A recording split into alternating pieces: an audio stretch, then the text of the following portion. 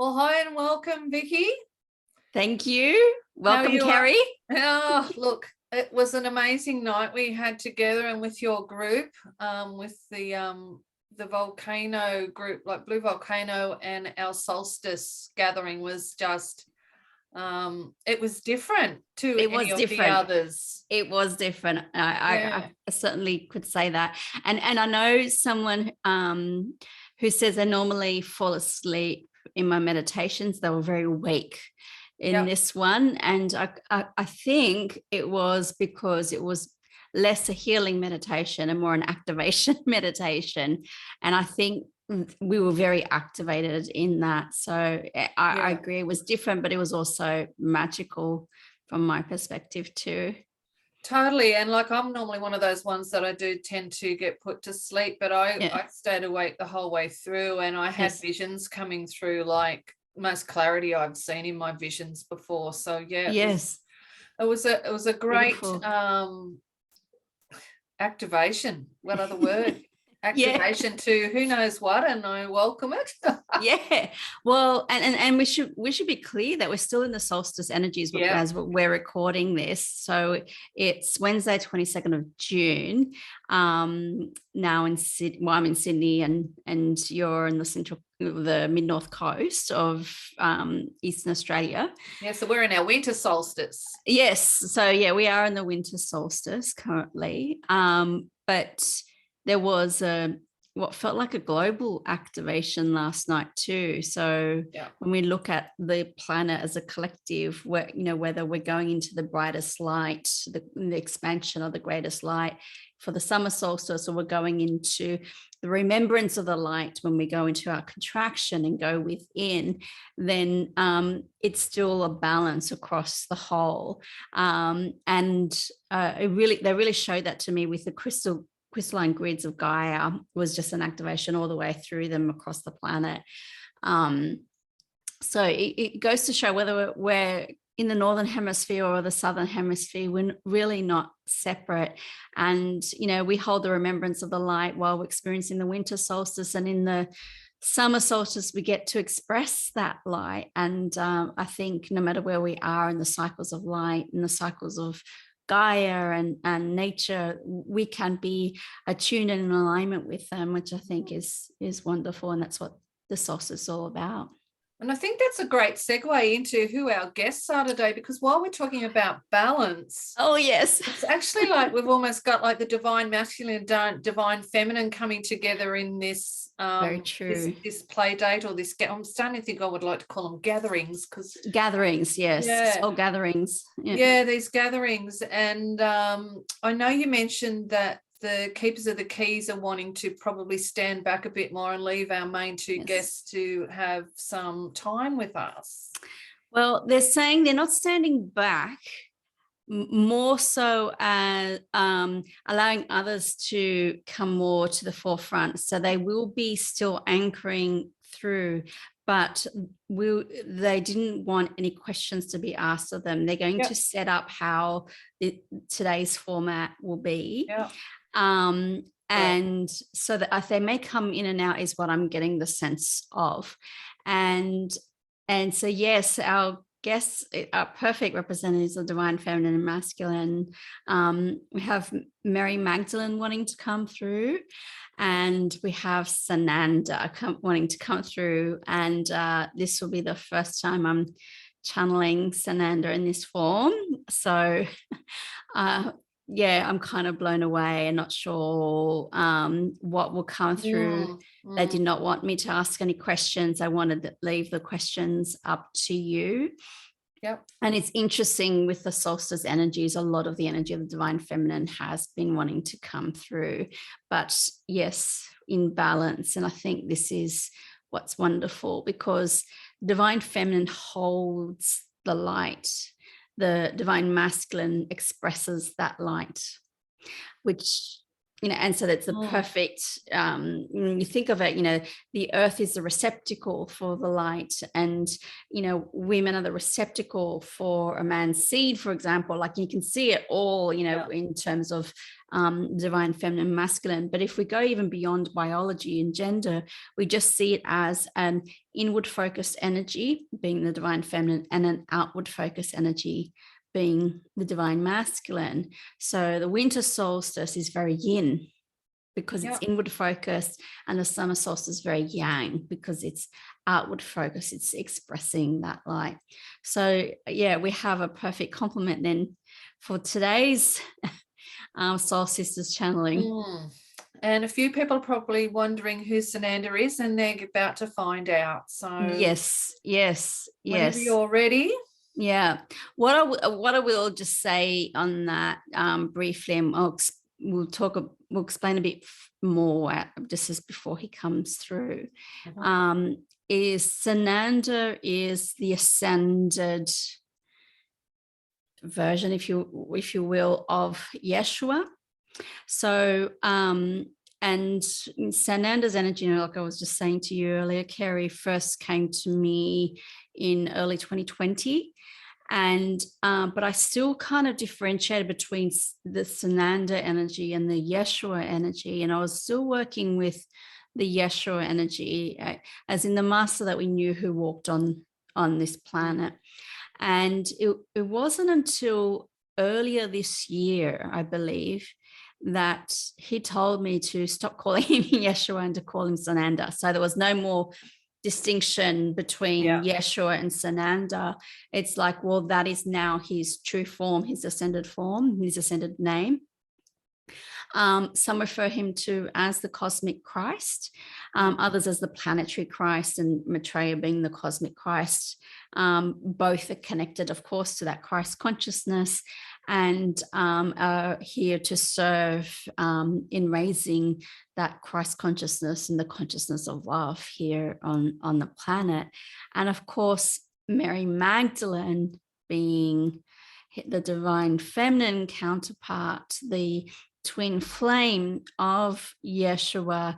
But if you want to understand that her ascended name, many people associate with Lady Nada, and we'll talk a bit more about that before we introduce her, but they're very connected and a perfect complement to each other. And I'm kind of, I still feel a little bit not quite overwhelmed. It's more beyond honored, but I know that, again, it's not necessarily about me. It's about the messages that they want to transmit and share. And for me, I'm sort of getting a sense that it's almost like a plan is coming together from before we were born in our soul's plans and things like that. So this is like a major piece of the puzzle for many of us. Oh, yeah. And I have really felt that with Mary Magdalene. I think I've channeled her more and have connected more with her energies. And I have to say, it's always felt like that, like there is a divine plan. And it's like, and this is my suspicion, I've never kind of checked in with them about it.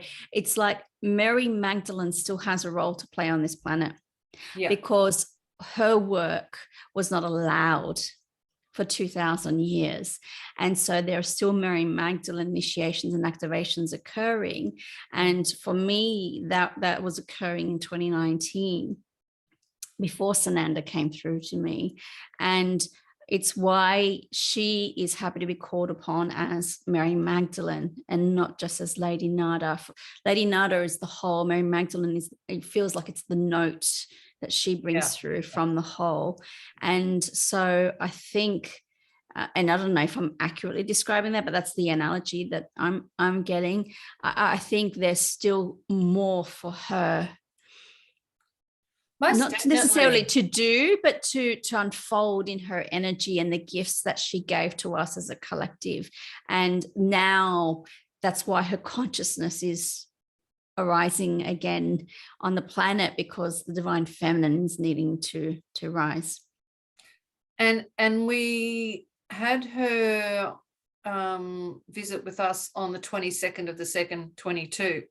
That's right. And she, if anyone's watching now, please go back and watch that introduction there, because there's just so much juicy stuff in what she was saying then. Yes. And I actually am hoping to piggyback on some of the comments that she, or that the energy you interpret of hers. Oh, yes. For clarity, because it was just mind blowing. So interesting. Who knows where we'll go today? I was just thinking I should go back and rewatch that, because I can't remember everything. I can't actually remember hardly anything that came through from that. And I was like, I'd be good to rewatch that before, but I haven't. So we're just going to go into it.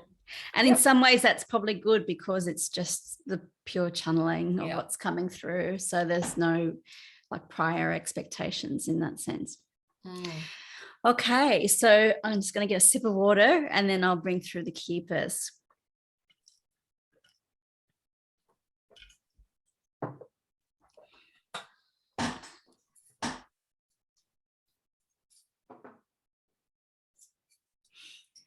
Oh, yes, there is a divine plan, dear one. There is. Welcome, welcome, welcome. And more and more of it is being revealed. So we are happy here as the keepers of the keys to guide you on this. We wouldn't even call it a new format. It's just an evolution of what is coming through. And you will notice that there will be continual evolutions. And it's not to say that we are here to necessarily mix things up for you, because consistency is also good. But we would like to show you that change is also good. It is not something that you need to avoid. It is something that will continue to help you to move forward and evolve through your soul's path, through your own divine plan, your own divine blueprint. And Vicky knows, for we have told her and we have shown her that these conversations are certainly part of her divine blueprint, as they are for you, dear one. And so when we see this evolution, there has been a plan from the beginning about who comes through, which one of your guests, so to speak. And yes, it is a gathering. It is a gathering. And when we say it is a gathering, there has been a gathering through Vicky, because it is who is connected with Vicky in who she can channel and bring through. And these gatherings have been occurring for a number of years as she attunes to the energy signature of each divine being. And so therefore, as she has done this over years, you now get to receive the gifts, and she gets to share these gifts with a broader audience. And so this is the sacred, we don't like to say contract, covenant that she's fulfilling and you're fulfilling, and being here and supporting her in doing this and holding space for this, so that then we, the broader we of the divine, can come through to share our transmissions, our energy, and our messages to all of you. Lovely. It's a pleasure to have you here, and I can't believe this is number 6 in our series for this year. Like, just the year is flying. It is, as it always will. But yes, the energy becomes faster and faster, and so that is a part of it too. And let us say, while Vicky has not yet uploaded her episode 5, and there is a reason for that, it does not matter, because the energy moves forward. And whenever anyone comes to these soul sisters channeling, to these conversations, will be a perfect time for them.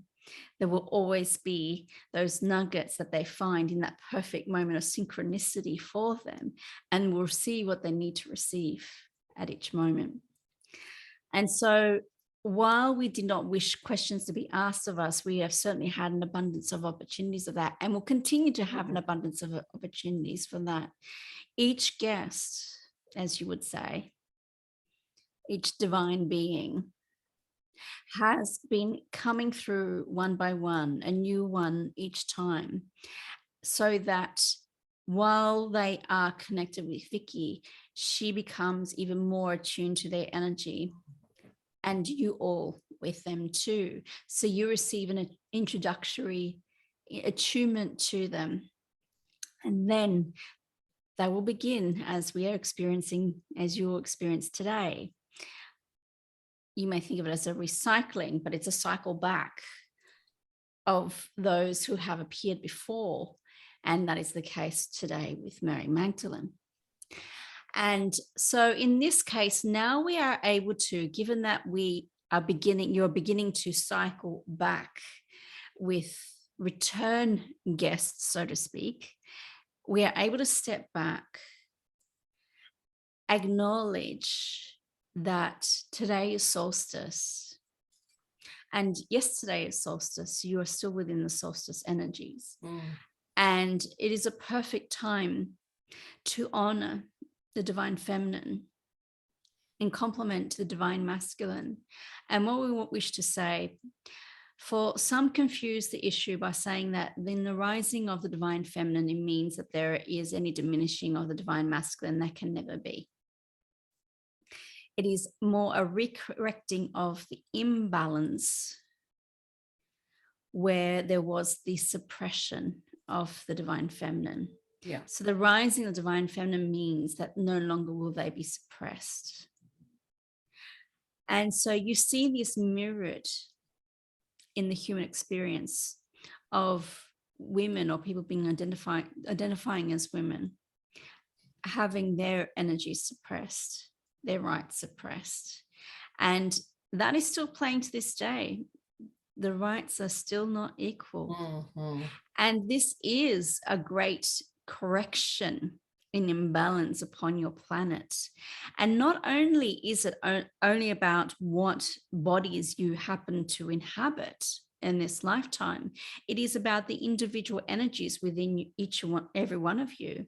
So are you more having to depend on the masculine energies of expression outwards? Most of you, yes, because you're having to work and be productive and do all that you can to earn your money and your livelihoods.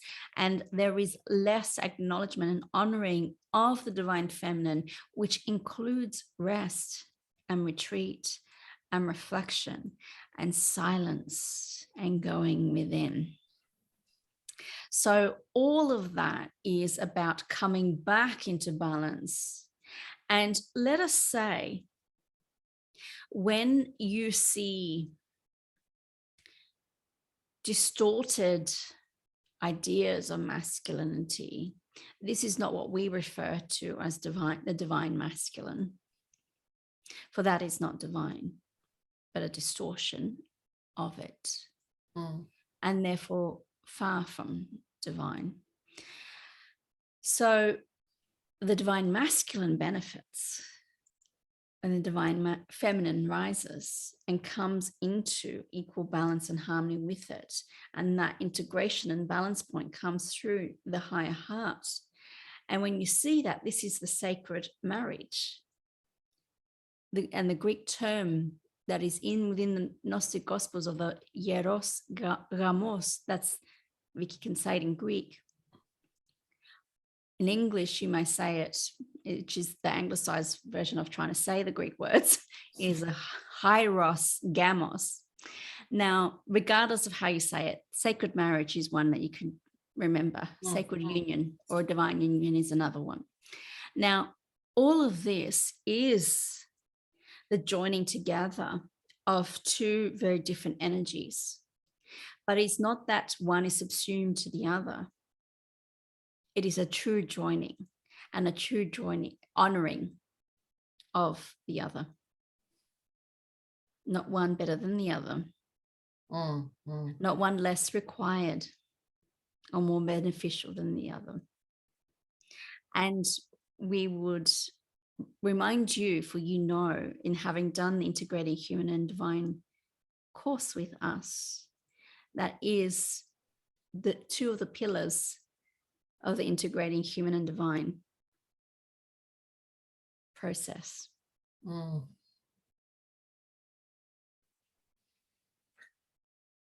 Wow, a lot to connect to there. And you can see it happening all around us, these changes happening now with the rebalancing. Yes. Yes. And the challenges are still ongoing. What we will say, there are those who have agreed to take on the warrior energy, the divine warrior, so that they can contribute to this rebalancing.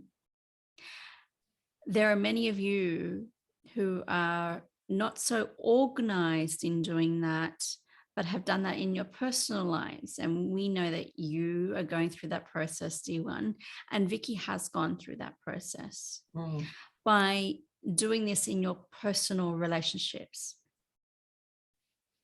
And so all of this contributes to that. It may seem difficult. It is. Oh, yeah, yeah. And we know that power does not want to relinquish this easily. And we speak of human power in this case, which is different from divine power. Yeah. And those who have that human power do not wish to relinquish and will fight tooth and nail. And sometimes it is ugly in that fighting. So we speak of the sacred warrior, the divine warrior, because you may see it not necessarily as a battle, but let us look at the two divine feminine masculine counterparts of the divine warriors. You got Archangel Michael and Pallas Athena.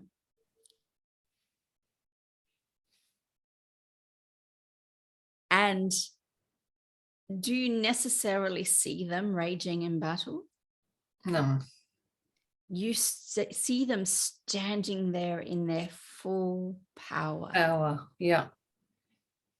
And if they need to take action, they'll be purposeful and mindful and exact and precise. And I'm seeing that personally for myself, is like you stand in your power, then a challenge presents itself and you get the wobbles. Yes. And then it's a matter of like, you know, do I fully implode or where do I go with that? And I think just the more we go through these challenges, and the more that we focus on ourselves in standing in our own power, that those struggles become lesser a hurdle. The next time something similar comes along, you can recover and get back into your power so much faster and reclaim who you are. Absolutely. And it is a reclamation of who you are, for ultimately the divine power is yours. Now, on a human level, you may have had to, and we say that purposely, had to give your power away in circumstances where you're not safe to express your full power. And often that occurs first within childhood, but then also through the patriarchal conditioning and structures of your societies. And through that process, for you to then reclaim your power, you are having to resurrect parts of yourself as you allow other parts of yourself to die. Yeah, yeah. Whoa, is that a process? It sure is. Yes. So today you have two divine guests who mastered themselves on the human plane, on the earth plane, in their respective divine feminine masculine energies. And let us be clear, it is not to say that Mary Magdalene or Lady Nada only expresses the divine feminine energy, for she would not be balanced within herself if she did not balance at all. And we would say, in fact, she was the master of this balance. Nice. She balanced all 6 pillars of the human and divine process. And so while they as a pair reflect this perfect balance, within them individually also is that perfect balance. And I'm so glad that she's decided to stick around and keep supporting us as we go through that rebalancing. And yes. Now, we will allow her to speak for the differentiation between the Mary Magdalene and the Lady Nada energies. As Vicky said, in terms of what she intimated and intuited, is that there is a divine purpose. What we will do is we will introduce her. We will step back. We'll allow Vicky to recalibrate to herself, bring Mary Magdalene energies through. And then when Mary Magdalene is complete in her transmission, we will come back through. Okay. And then we will introduce Sananda. There is so much love here for you that he is transmitting already. You're going to make me cry already. Okay. Vicky's holding them back too.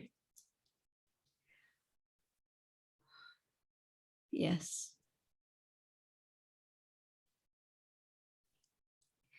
Oh, yes, Vicky's holding them back too. So she's here, re-inhabiting her body, so to speak. Not fully. She could not hold 12 of us, even one of us, all at the same time. But her body is still registering the emotions of that. And that was a strong one. Yes. So we'll allow that energy to settle because it'll come back stronger later on. Okay. We are holding space for all of you and supporting the energy of all of this to come through. Thank you.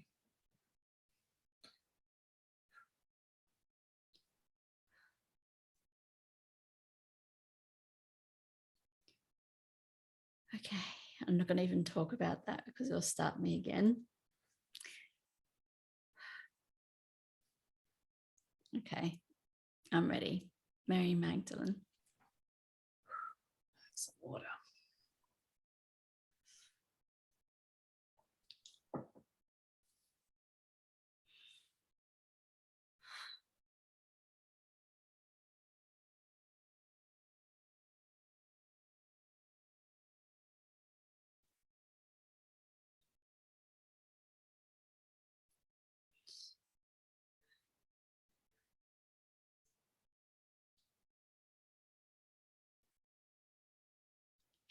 I am pleased to be here. We are so pleased that you are here with us in this moment. Thank you so much. I'm a little lost for words. I think the keepers of the keys have set us up for success. So that was the purpose. Yes, I think that the greatest place to start would be what both the keepers and Vicky were talking about in respect to your higher self or your ascended name of Lady Nada versus Mary Magdalene and the divine purpose through that. If you'd like to start there, maybe. We may begin. Now, I'm checking what to reveal and what is ready to be revealed at this time. Yes. For I would not, nor would any other divine being, reveal to you that which you are not ready. And so we are collectively, checking all who receive this message. What the collective consciousness is ready for. and what Vicky can bring through at this time in one moment in time at a time. Mm-hmm. Now, yes, me as Mary Magdalene, there's still more to unfold. Does this mean that there will come a time that Vicky will channel me as Lady Nada? She will. Okay. She will. She did not know that. Mm. She will. Is her analogy of me as Mary Magdalene a note within Lady Nada? Let us say not a note, a harmonic within the broader symphony. And Vicky's not very good with the musical analogy because she's not a musician, but this is how we would, in the broader we, would describe this. For Mary Magdalene as the person that you, whether you directly experienced me or not, or connected with me is a better word and expression. My energies, whether in situ, in the time of Christ, or through the subsequent centuries in connecting with my energy. Now, there is still a purpose in that, for that energy, that expression of me at that time has not been fully expressed. Let us say I fully expressed them, the collective did not fully receive them. Yes, yes. Mm. And so the Mary Magdalene harmonic is still here to continue to express so that the collective can fully receive all that was held within the potentials of my expression. Now, it is not to say that the collective receives fully that which Sananda expresses Yeshua. For in the erasing of half the story, they erased half of his story too. Yes. Not just mine. Mm-hmm. So while his energy was fully expressed also, there will be an evolution over time, over the human collective. It will and may take eons for this to be fully received. And there'll be other masters who will return to support this. Now, well, does that mean that Sananda is returning or that I will return? No. We will support this from the other side of the veil. Mm-hmm. And this is part of the work that we're doing. And it is why we choose human helpers such as yourselves to support us in doing this.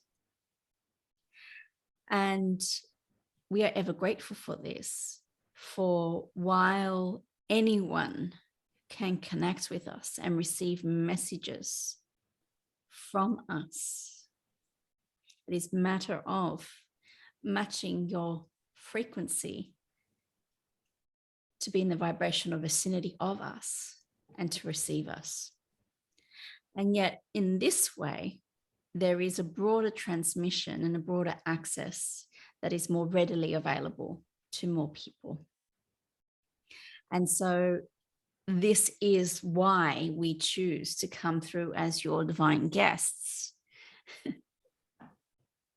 in these soul gatherings.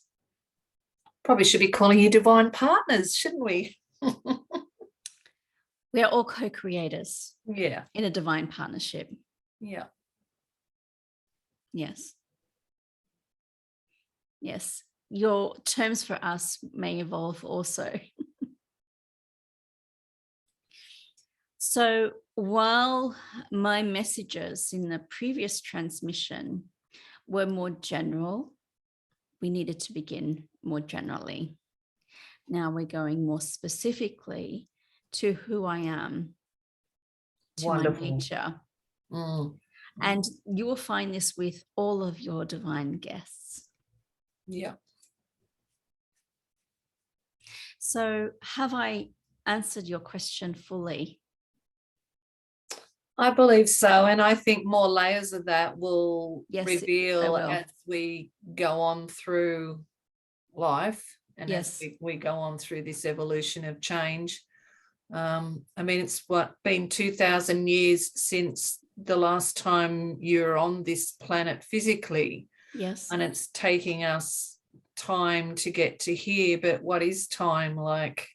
Yes. Yeah, I've got to play with that in my mind. Well, if it's taken us 2,000 years to get this far, Yes.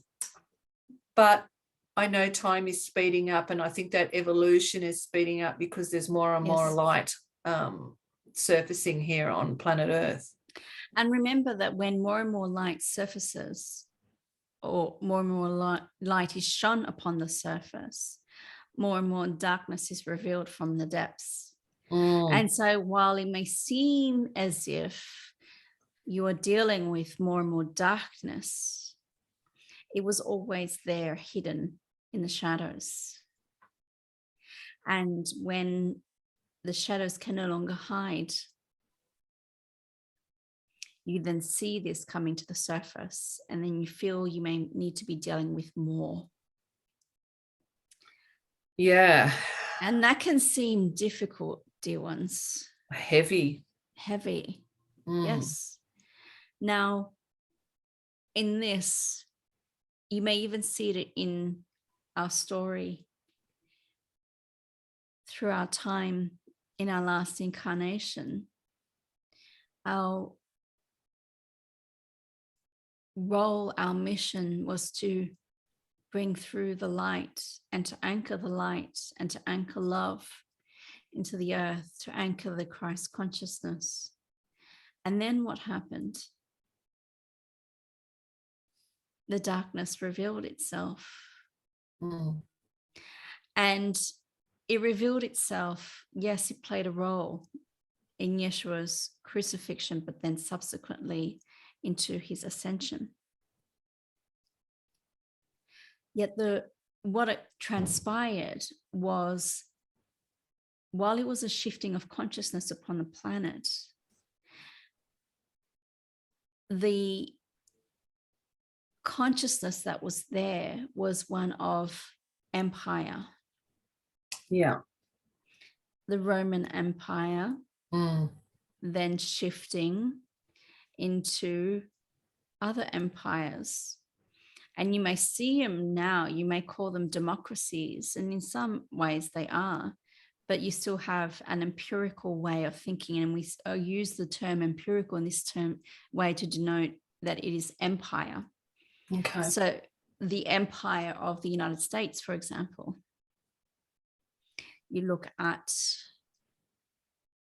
the Federation of Russia seeking to create an empire. Yeah. There is still this old way of thinking, an old consciousness that is still there. And empire is all about power, human power over others. And so you even saw this in the very church that purported to be spreading the word of Jesus. And some of the greatest human tragedies that occurred were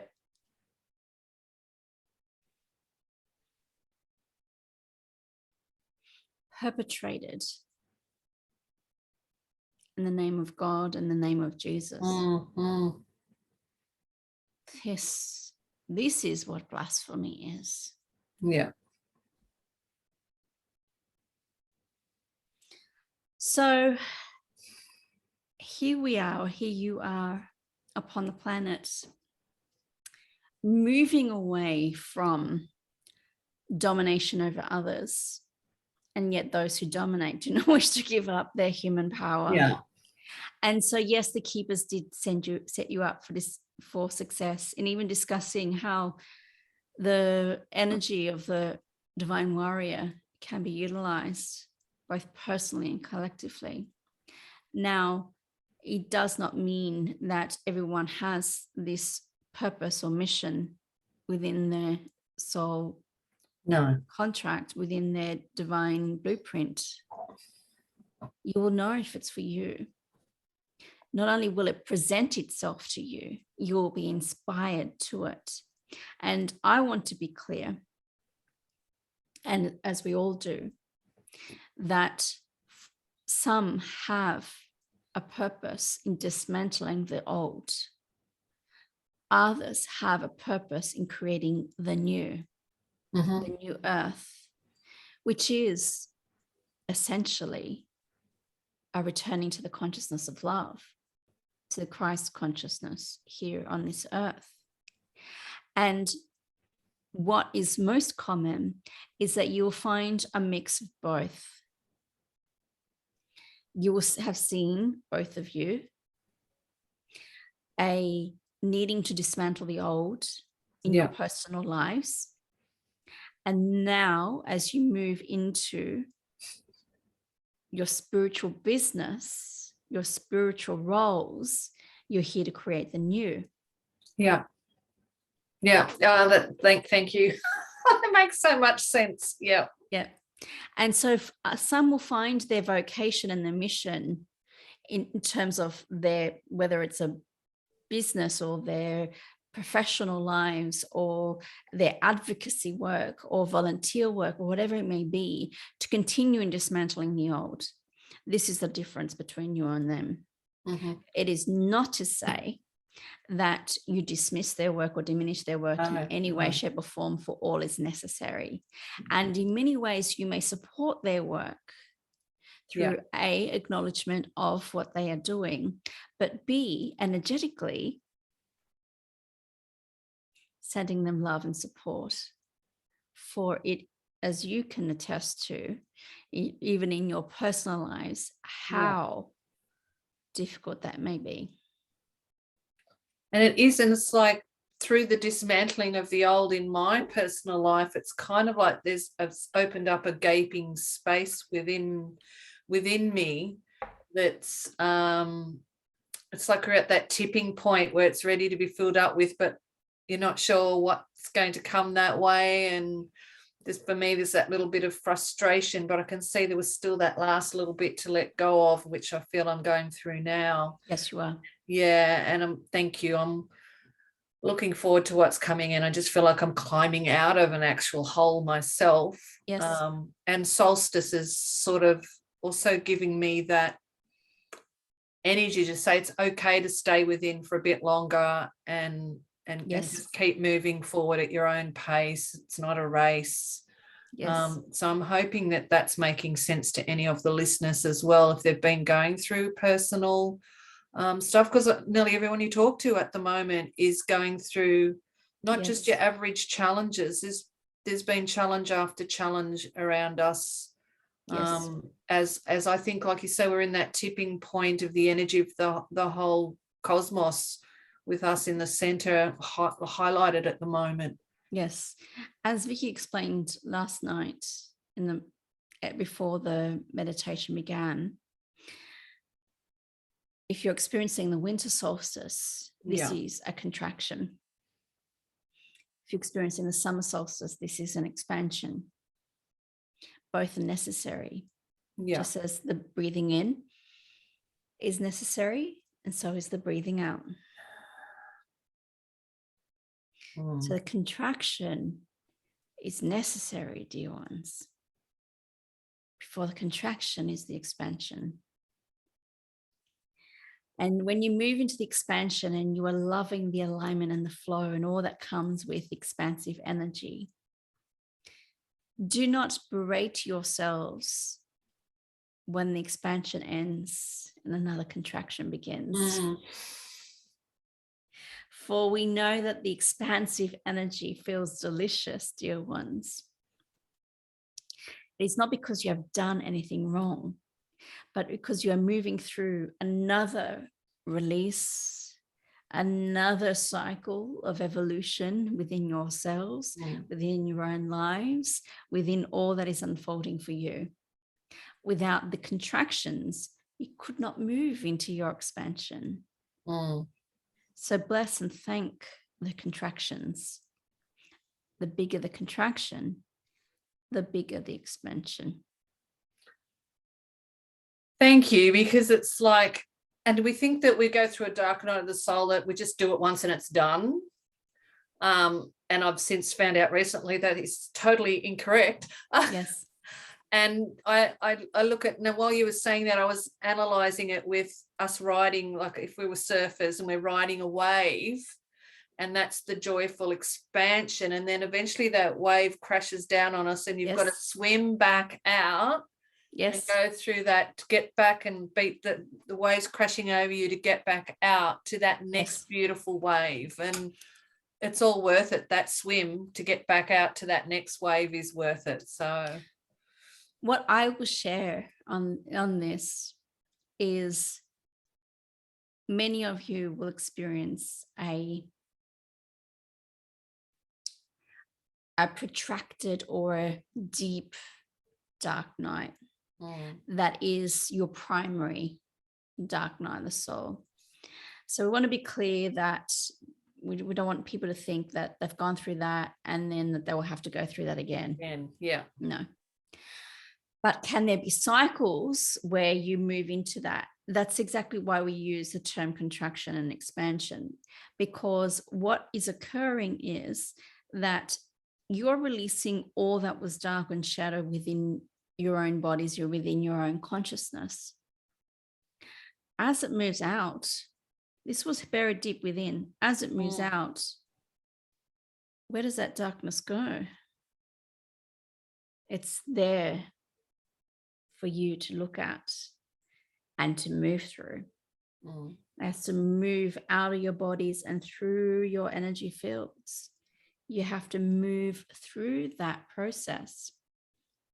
So the other proviso is the deeper and darker your traumas and your woundings,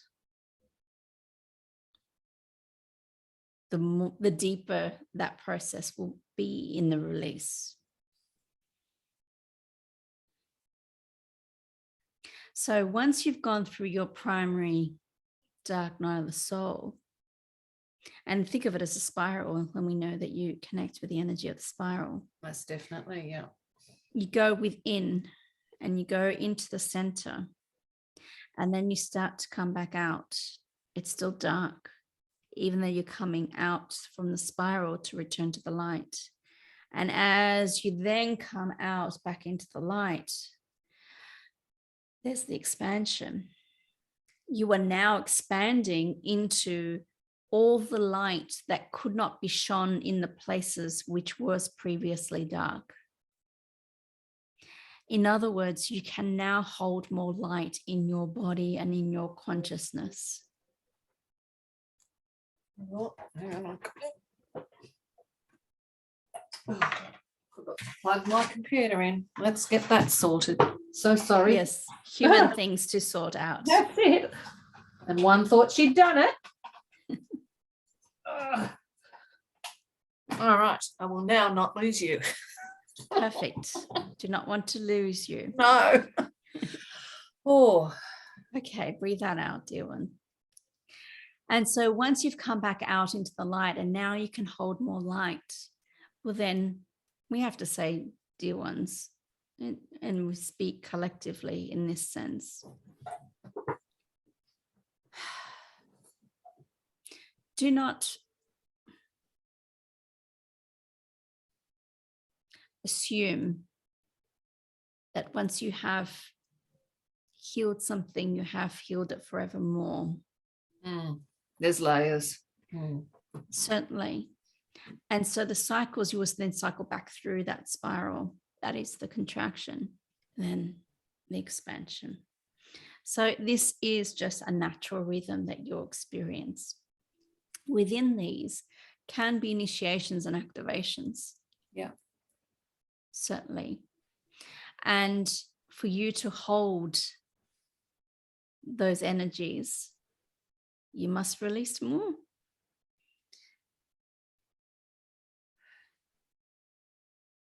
Your bodies hold so much. They do, and like I've just had a major release in the last week, and I felt like there was still something residual there, and I actually booked myself in and went in and had a massage, which I haven't done in a long time. Yes. And just to have that human touch and that release, and it was called a Kuan Yin massage. I went, oh, this is perfectly what I need now. Yes. And it was so worth it. So it was sort of like another layer was released, and I walked out actually feeling like there was more movement within my actual physical body. Yes. So it was like I had the mental and emotional, well, more the emotional release, and then the bit more of the physical release. Yes. And that is what occurs. That mental, emotional energy is stored in your bodies, and you can release it energetically, mentally, emotionally. Sometimes your bodies need support to release physically. So massage is a perfect way to do this, and any body work. Swimming in the ocean is another way to do this. Yeah. A sea salt bath, hydrating your bodies, moving your bodies, going for a walk, being in nature. All of these are wonderful ways to support your bodies to release physically. And I've done all of those this week. I must have intuited well. I went down, I thought I'm just going to go and lay on the beach for a few hours and bathe in the sun that's finally come out after 6 months of rain. But, once again, there's nature's balance as well. Yes. Yeah. So, I'm looking forward to some expansion, may I just say. Yeah. And let us say, you mentioned the 6 months of rain.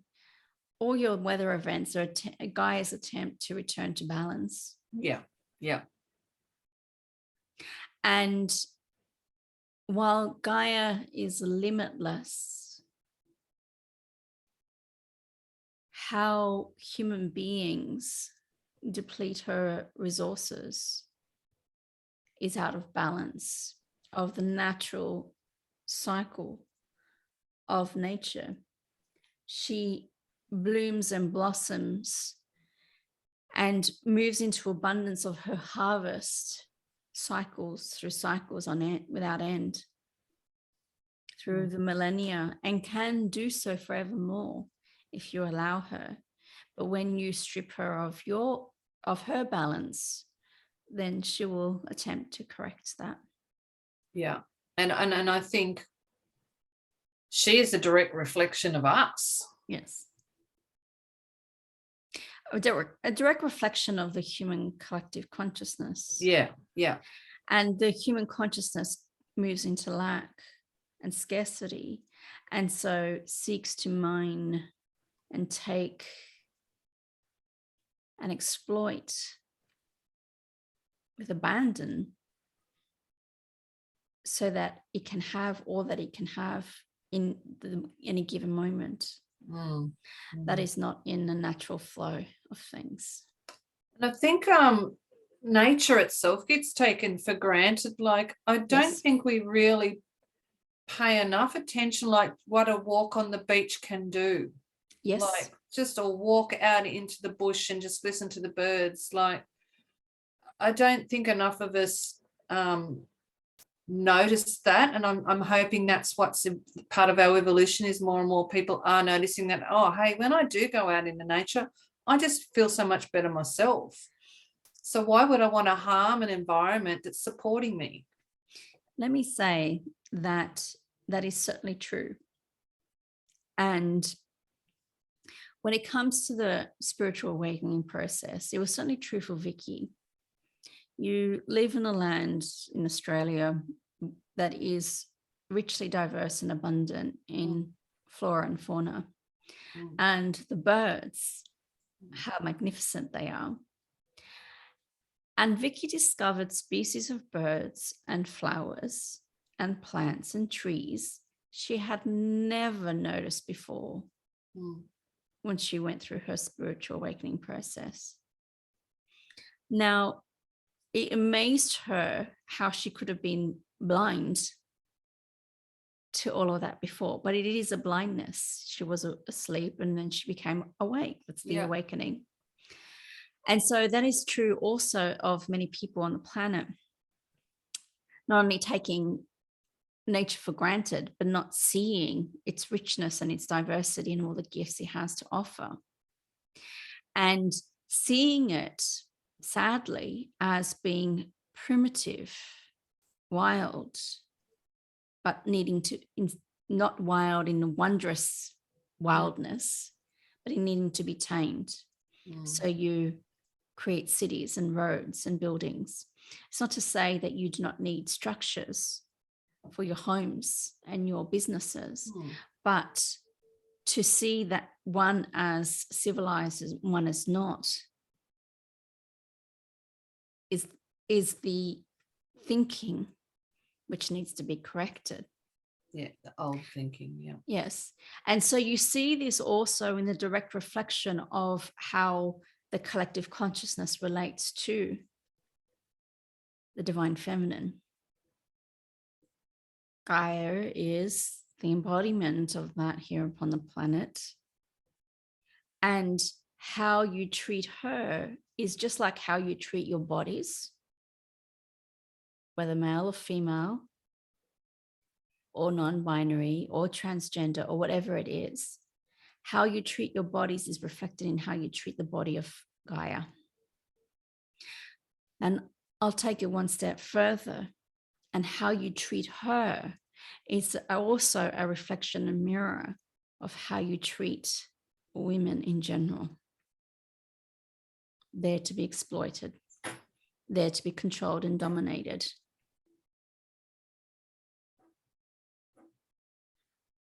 Just triggering something in me. I took my cat out the backyard this week. I put her on a harness and I take her out onto the back grass with me.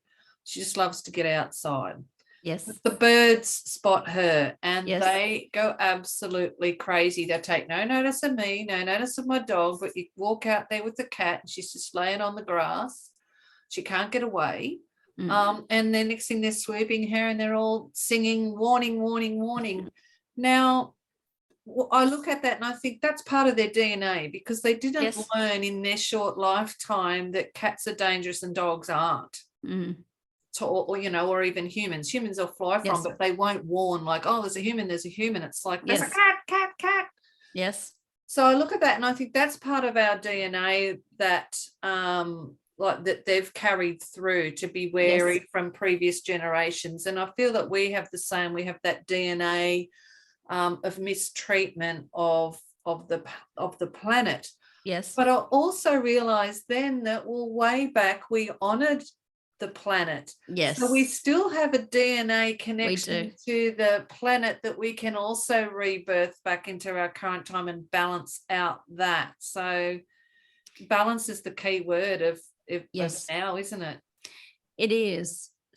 And let me be clear on everything that you spoke to.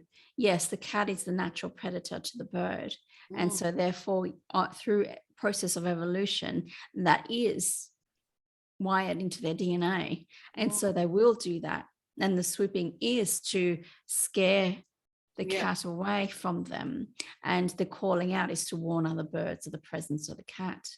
Now, when it comes to your human evolution, you have spent more time honoring the earth than you have spent raping and pillaging her. Yeah. It has been the case, certainly in the last 2,000 years, but even beyond that, where the masculine energy of dominance, power, and control has come into play. And this is where the consciousness has been applied to the resources of the earth. Now, it is dominant at this time, yet it will be easier for some to return to the honoring of the earth. For some, we would say it is part of their DNA that you do so. And for them, it is incomprehensible how anyone can do anything else. When it comes to your industrial revolution, it's only the last 200-300 years that you have really exploited Gaia to the extent that you have, that it is completely out of balance with her flow of abundance and the inherent cycles within that. So it is possible to shift out of that. The difficulty is that these structures that support the exploiting of her oils, of all of that, and here you are in a global fuel crisis, and it cost Vicky more than $100 to fill her car the other day. It cost me more than that. She has a smaller car. Yes. Now, that was a record for her, so it was noteworthy for her. Now, here you are in that process, and yet the companies and the economies that support those companies are all about increasing profit, increasing the bottom line, increasing productivity. Now, all that is a masculine energy, increasing. Where's the natural flow and balance in that process? There is none. And it's seen all around us too. We're looking at the cost of living's going through the roof, yet wages and that's not coming up to match it. It's that imbalance, I think, is going to force a tipping point. There will be a tipping point. And it is not to say it'll be a negative one and there'll be a negative experience. What will occur is a greater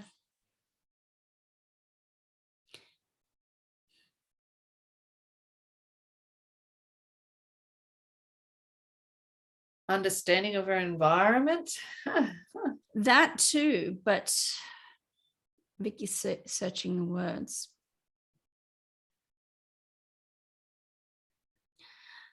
A greater respect of your own resources. So this is the mirroring. You are expected to produce and produce and produce and produce and become ever more productive. Yeah. And to stay only in your masculine energies and therefore not rest. And ironically, when you can come into balance of rest and productivity, you are more productive in less time. And so this is that mirroring of that. And what will occur is that there is a revolution coming. Let us call it an evolution. Yeah. A revolution will come if governments, economies, companies do not listen to their workforce, do not respect human beings as human beings, not human doings. Yeah. And there are companies out there doing that. Yes. And they are part of the change. And yet there are others that are not. And there are differences throughout your planet in terms of labor laws and workers' rights.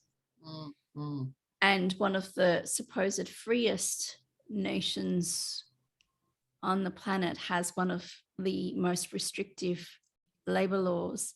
More people are enslaved to their work than anywhere else in the world, and that is in the United States of America. It is not to say that there isn't enslavement in other forms, in other places. There's still human trafficking, child trafficking. And we're talking about where people and women and children are exploited for their labor. Dubai is another one of those places. There are places all around the world. And the evolution is here and you're moving through it. The revolution may be more of an collective awakening, a tipping point moment, and that will depend on the collective consciousness at the time and how willing governments, corporations, and economies have evolved along with the workplace, with each and every one of you. Seen a lot of changes with the working from home out of the COVID stuff. So that I thought that was one big step forward where you could get a bit better work-life balance. So like there's change going on all around us. There is, yes. And probably the most change we've seen in a lot of years is in the last 2 probably. Yes. So it was one of the biggest changes. Yeah. And there are still industries and job roles where who cannot work from home by definition. They need to be up. But that was an evolution of workplace arrangements. Yeah. And those companies and organizations that have evolved with it are allowing now more flexible working arrangements that they did not allow previously. Yeah. And it showed them now what was possible, which they did not allow previously. And this has been such a big shift in looking at that. For how many hours a week do you spend in your cars driving to and from work when that work could be easily done from home? Yeah, and getting dressed up and all that. Like we only had to dress the top half working from home. And on the other token, however, you saw this in Australia itself, but certainly it was a global issue.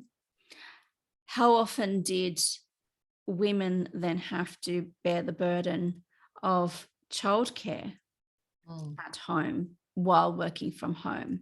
So the solution did not all come all at once. And there's still discussions to be had around the evolution of your childcare. And let us not even call it childcare. Your child rearing, your child raising, your child fostering. We mean fostering of the child, not in the foster care system. Yeah. The allowing the child to thrive and be nurtured and nourished by a community of people around them, not just one sole caregiver who has the lion's share of burden of responsibilities while still trying to juggle everything that she is responsible for. Now, it is not to say that there are not men who are responsible, but the imbalance globally is vastly skewed to have women more responsible. And it was hard too. Like I know with my kids, they'd come to the door and in here in the office and mum, blah, blah, blah. I get, darling, I'm working at the moment. And it was hard for them to make that adjustment as well. Like, all right, mum's in work mode, give me 5 and I'll come and talk to you about whatever it was. But so there was a bit of practicing and coming up with new arrangements in that with the kids being at home as well. Of course. But we worked it out in the end. Yes. But you brought up community there, and for me, like community is what I'm really I feel I'm craving mainly at the moment, like through all that process of us going through the our own stuff over the last few years. For me in particular, my separation from my husband, leaving my place 1,000 kilometers away to come here to live, and all those changes. And I feel like I'm really missing that community, and I think that tracks back to the Essenes way of living that I know I loved, and I've been trying to emulate it for myself, like by doing some gardening in the morning and then this sort of stuff in the afternoon and that sort of thing, but I am missing that human connection. Yes. So how would you say we could all as people that are wanting to get back in that community, what would you suggest we could do to start bringing back that community vibe? We all adore this question. And I did speak of community last time. Yes. And this is the greatest travesty that you experience here within your Western culture societies, particularly, is the lack of community. And you will see it as a hyper individual energy, a hyper focus on the individual person as a singular unit, where we do not see this as the Essenes. The unit was the whole. Yeah. It is not to say that the individual got lost within the whole. That is not what we are seeking and saying. And you can see this sometimes in other cultures that are more communal cultures that seek the energy of the whole to be contributed to, but then lose the individual in the mix. So the socialization processes about losing the individual and what their wishes and desires are for the benefit of the whole. And yet that is defined by their elders, their leaders, but usually it's an old energy and not an older way of being. What I am speaking of is where you get to still be who you are as an individual and yet fully connected into community. So you both have your individual needs met and yet contribute to the whole. So all have their needs met. There is a symbiosis in this, and it is natural. Yes. And the flow is there, the balance and the harmony is there. Now, for some of you, first that can unfold in the online space, and you saw that through the COVID experience in the lockdowns. That was helping you to connect globally in the online space. Yet what many of you found is that you craved the interpersonal. That is also required. And yet many of you have found, as you said about the workplaces, that they do not do well in those public workspaces. Vicky's one of those.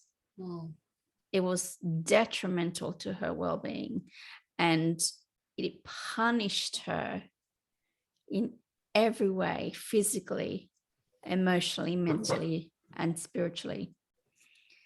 And so she could not return to a work environment. She has the privilege to not have to return to such a work environment. Not everyone has her degree of sensitivity, though. We will say that. But what I will say is that when you are able to identify first, who is going to be part of your community, then you can think about how do I then build upon this. And we know there's something in the works between the two of you and a third to begin a small community, which will build over time. Vicky also has within her divine blueprint a calling to create an online spiritual community. Now, each of you may ask then, how can I find a community? How can I contribute to a community? Because whether it's Vicky creating it or you creating it or anybody else creating, when someone joins a community, there's a give and take in that. It's not the responsibility of just the one to create that. The community is a living, breathing organism in and of itself, and each must contribute to that. So what I would say, because this is where you have the overburdening of, like I said, skewed to women in child rearing, what you would call child rearing, raising of your children. When there would be, if there were a community, there would not be such a burden. The burden would be shared and therefore would not be a burden. It would be an honoring and a privilege to be able to shape the minds of this new generation. And let me say that some of these children who are coming through, they will show you the way in terms of A, how you care for the planet, how you care for each other, and C, how you create community. You will see it in your children. What you will also see is you being inspired by them in creating what they need, but also in what you need. Because as adults, you have forgotten what you needed. And you have moved away from all of that through what you see as burdens and responsibilities, and believe that you must do it all your own. And that you say it's not a race. I agree. And yet how many of you believe that it is a race, and that there are special awards for those who get it done on their own? When there is not competition, this is something else that must go when it comes to building spiritual community. You do not compete with each other. It is all of mutual benefit.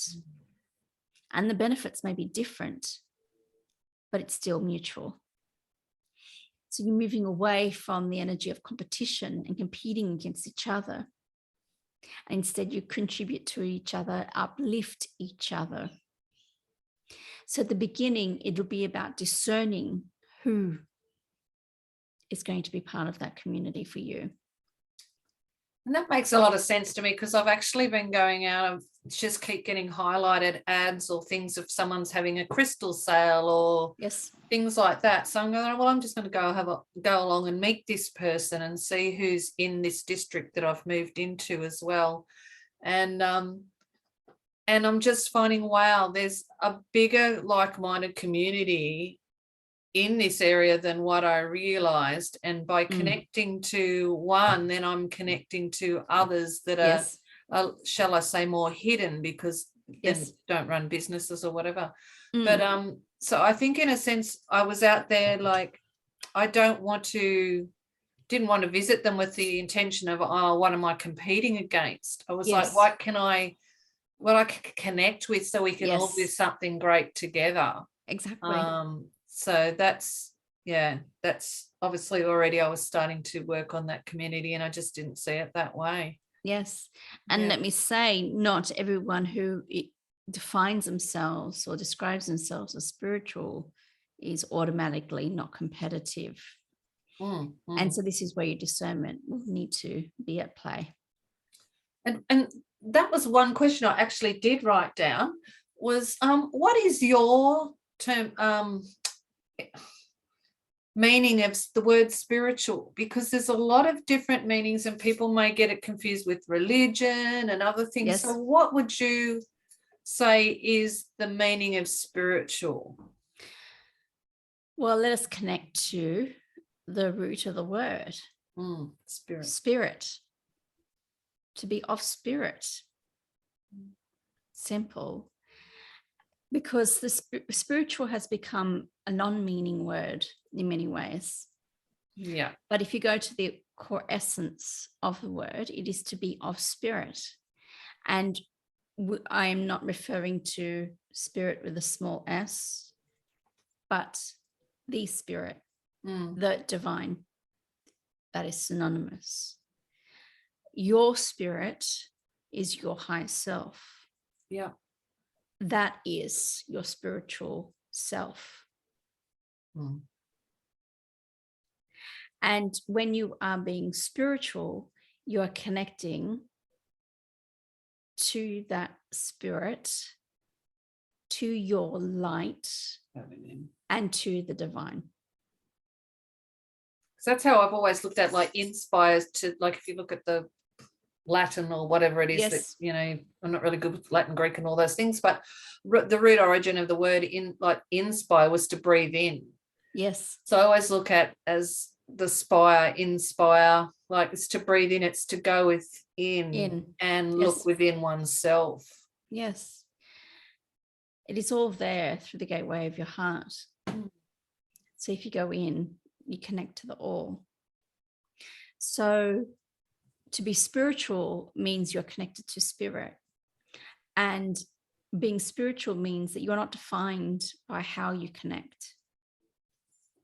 That's the difference between being spiritual and religion. Religion will define for you how you must connect. Yeah, yeah. Spiritual does not. So notice that can be a very individual process. Yes. Who you connect with, how you connect, in what manner you connect is all your own. And you can be inspired by others. And yet you have the authority of your own spiritual connection to choose what to connect to be in resonance with something or not.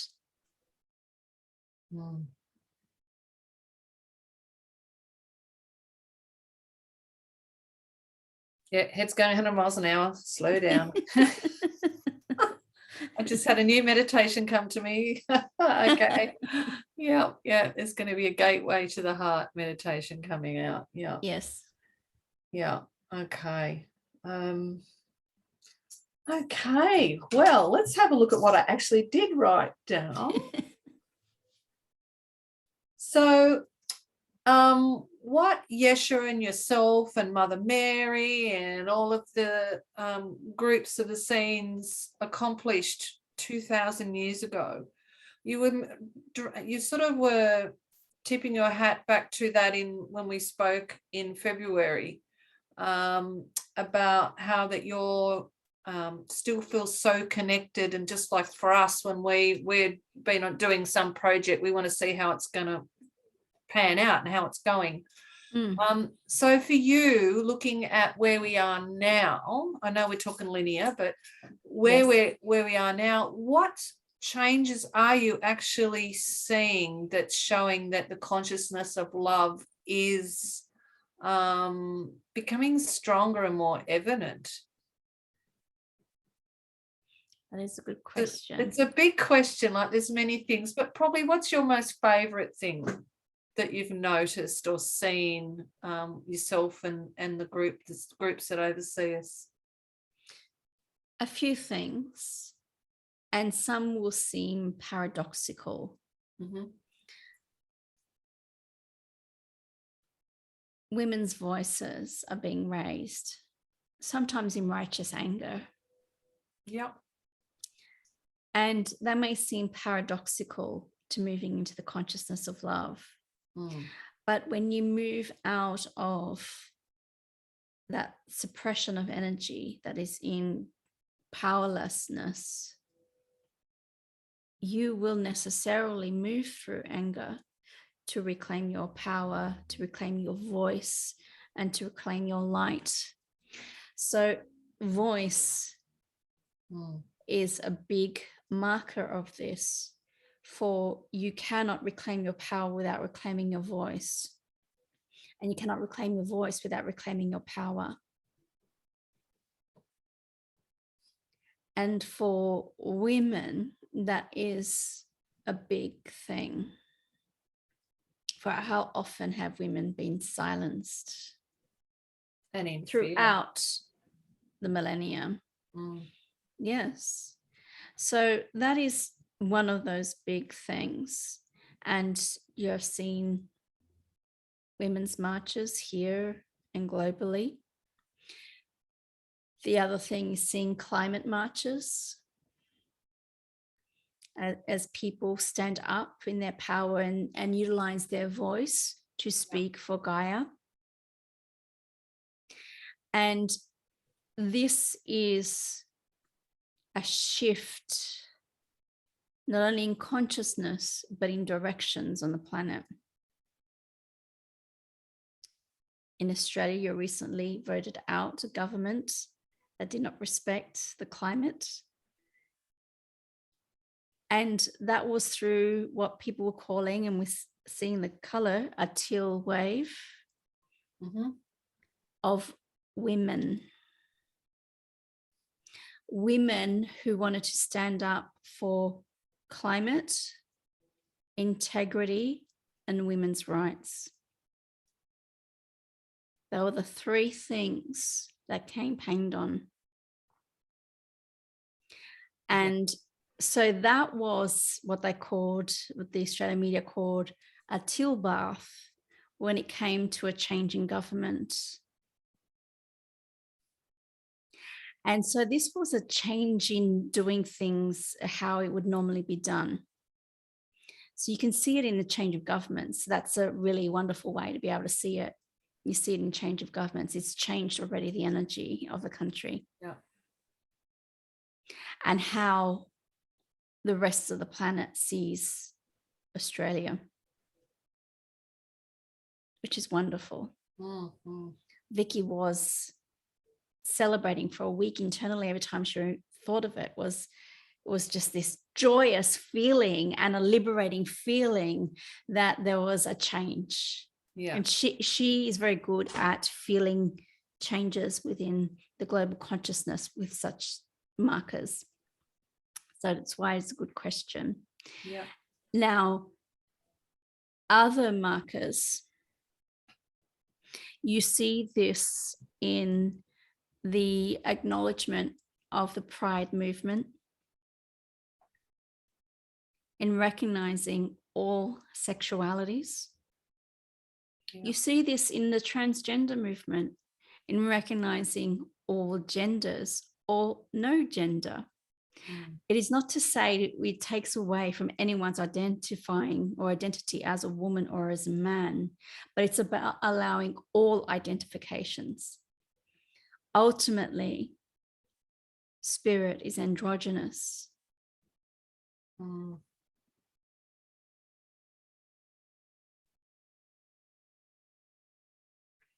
So when you understand that, you can understand that those who are coming through with different sexualities and different gender identification, they are showing you do not have to be limited by your bodies. That your nature is beyond gender, even though you have both feminine and masculine within you. Yeah. So these are some of the things that are coming through, and some of them are very misunderstood. Some of them are well recognized. Yeah, yeah. All of these is going to the core of what it is that is the consciousness of love. That each human being has a right to live as they define themselves. With no judgment. No judgment, with safety, because not all of them are safe. Yeah. With safety, with equal access to rights, equal expression of who they are, and an equal honoring of them as spiritual beings in human bodies, just as each and every one of you are. Yeah. So when you see that, every time you see a refugee seeking asylum, a child being freed from abuse, a person being homed when they were homeless, someone uplifted into employment when they were unemployed and in poverty. An honoring of the earth and an honoring of someone's labor, whether paid or unpaid. So that includes labor in the home and labor in caring for children. Then all of this raises this into the consciousness of love. And when we all look at the planet, there are pockets of you here, there, and everywhere who are moving into this more and more. So that is the other marker. As you move through all that was not love within you, and as you release it, you embody more and more of that consciousness of love within you. And as you do that and you fully awaken into that consciousness of love so that you embody and are love, then you are beacons of energy that's share and spread a matrix across the planet within the global collective of this consciousness of love. And therefore, more and more of you can tap into that consciousness. Lovely. Yes. Another thought that's just come to mind is your story from your life as Mary Magdalene. It's sort of been handed down through the centuries and lost a lot of its authenticity. Is there going to be more findings like Dead Sea Scrolls of the real truths of those times? Let me say there is more to come. I know there are lost pages within my own gospel. Yes. There have been some who have attempted to channel those lost pages. What I would say on that is you can connect into the energy of it yourself. All is not lost in the spiritual realms. If you tap into the Akashic records of the earth, it is all there.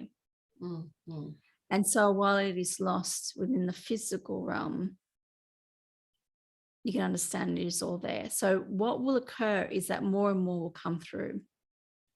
Okay. And then ultimately, you may understand that it is not so much looking at what was written 2,000 years ago, but in connecting to my energy as Mary Magdalene. And you can do that through different writers, teachers, or directly through that gateway of your heart. You can receive initiations and activations, and you can tap into that energy and receive the consciousness of what was written or what was lost. And in that case, you may see it as a returning of that energy. This is why I am still here as Mary Magdalene. It is why I connect with people to still bring these messages through. Now, it is not to say that there is not value in what was said and done then. It is to say that there is still value in connecting to what is here now. But there will be more and more revelations, some of it channeled, some of it found. Not all will be found. Okay. And I do not say this to be pessimistic, but because it is not necessary. For there are other means to recover information. So truly not all is lost. I just look at it from the human psyche, where when you've got physical evidence, you can't just discredit it then type thing. And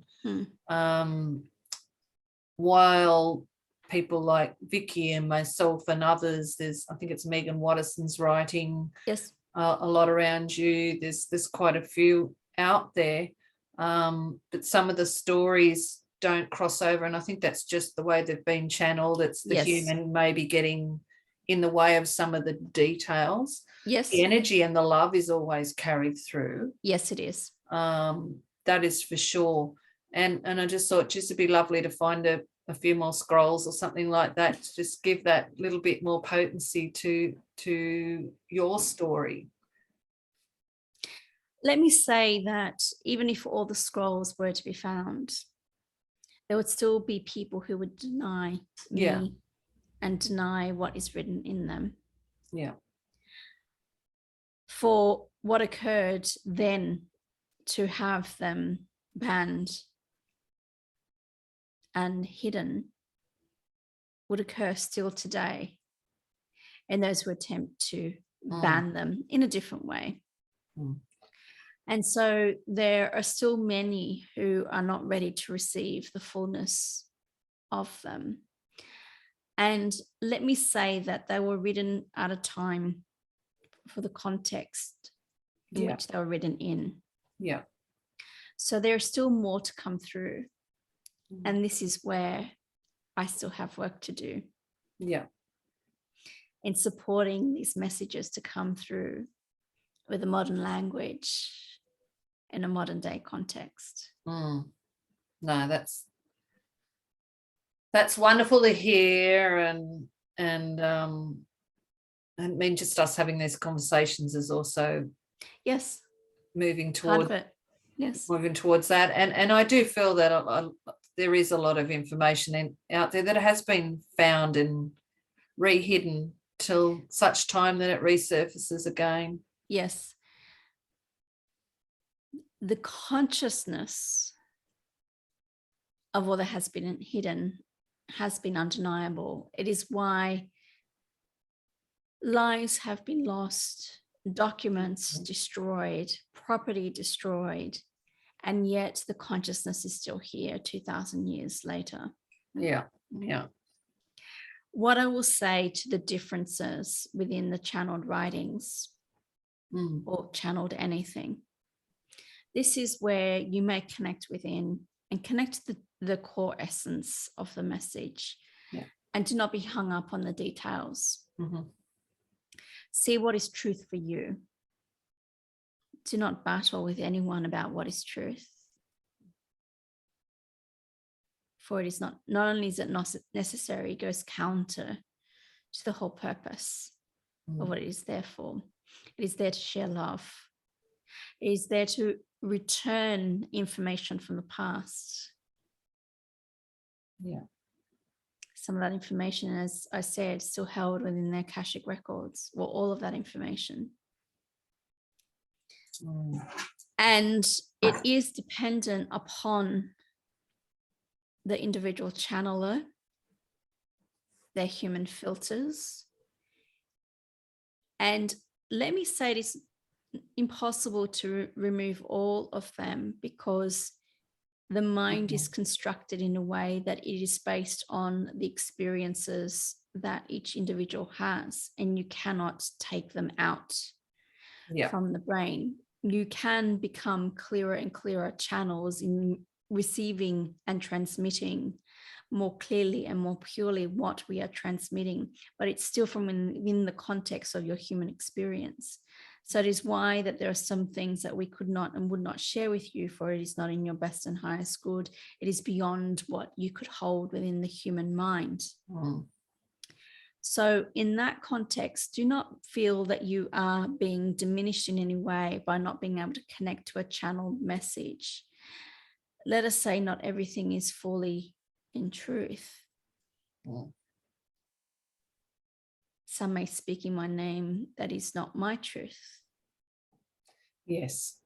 So you need to connect with me yourselves and feel, it's the only way you can, feel what is true and what is connected to your truth. And know that your truth may evolve as you evolve. And as you evolve, more and more will be revealed to you. Lovely, because I know myself when I'm doing my channeled writing, like some days it comes through and it's like, wow, I know I did not write that. And there'll be words now go, I have to get the dictionary out to see what that means. Ricky does that. Yeah, and it's like, oh, I haven't heard that word before. So and the message is just, yeah, spot on for what the question was and a way you would never have thought of it. But then there's other times and I write and I think, no, I think my ego's taken over there, or like, so whether that's just because some days you're more tired than others.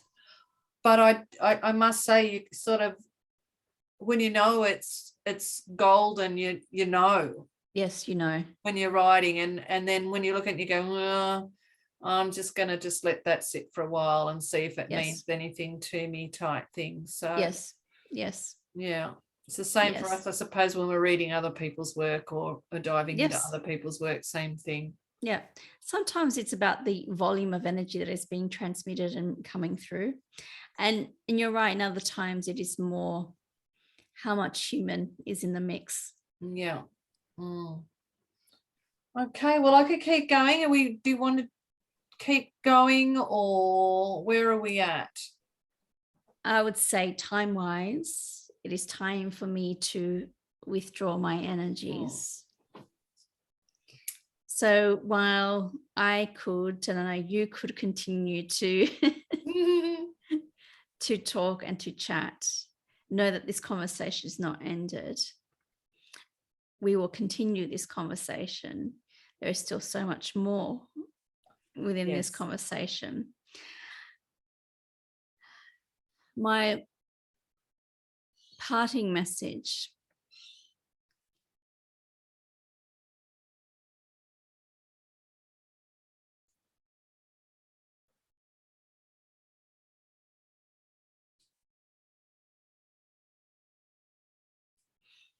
is to not get caught up in the details,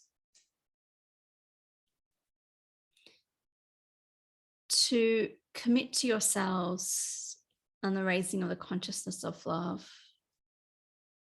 Ultimately, this is the work that Yeshua and I started as Yeshua and Mary Magdalene, and what we as Sananda and Lady Nada continue, and as Mary Magdalene.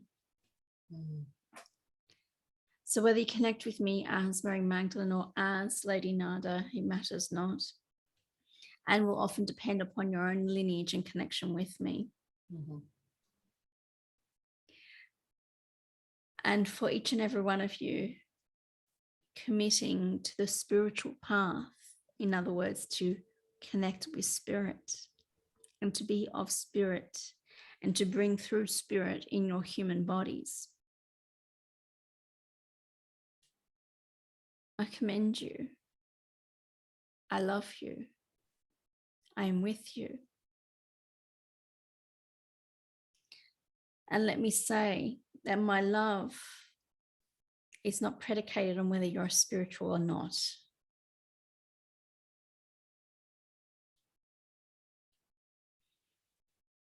Let that sink in, for that is not your value or your merit, but only a description of what you are doing and how you're expressing who you are. So let me bring through a heart transmission of love to each and every one of you on this solstice day, and to the whole planet, and the human collective, to every bird, flower, leaf, blade of grass, tree, animal, insect, and to Gaia herself.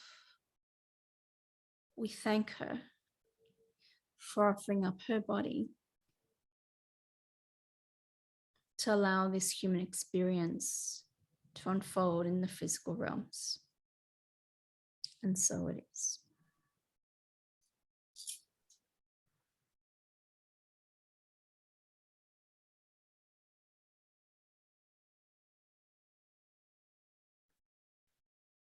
Thank you, thank you. Whew.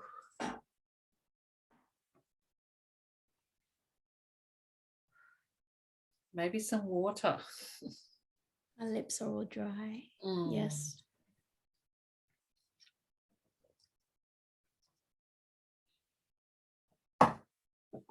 Oh, time just seems to fly.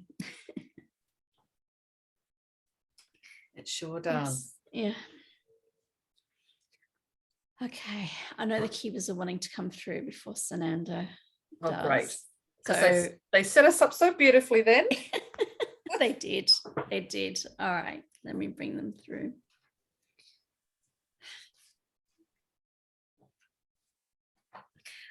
We are pleased you found that to be so.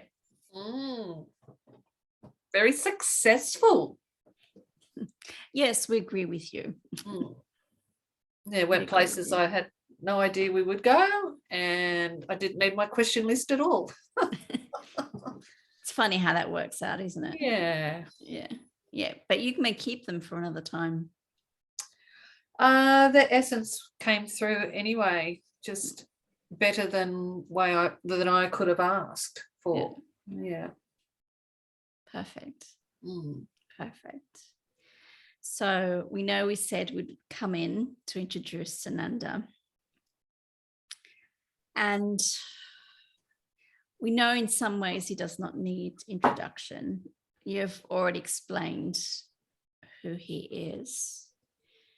And Vicky has shared how she connected with him. And let us repeat what she said, is that she differentiated him as the Yeshua energy and as Sananda. And it was earlier in the year that he told her that she need not call him Yeshua anymore, for she was connecting into the Sananda energy. Now, it does not mean that connecting into the Yeshua energy is wrong at all. That is what was right for her. I noticed it took years to get to that point for her. So do not adopt what is right for someone else and what is right for you. Feel what is right for you. Mm-hmm. Yet you get to the opportunity to connect to the Sananda energy.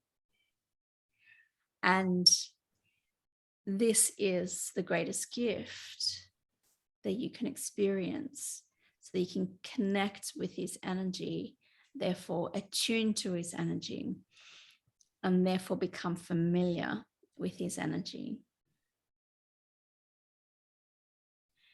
As of course, he continues to have a large role in bringing through the energy of Christ consciousness upon the planet. That does not change, regardless of his name. Mm-hmm. And therefore, we are happy to introduce your next divine guest as Sananda. Thank you. Drink of water.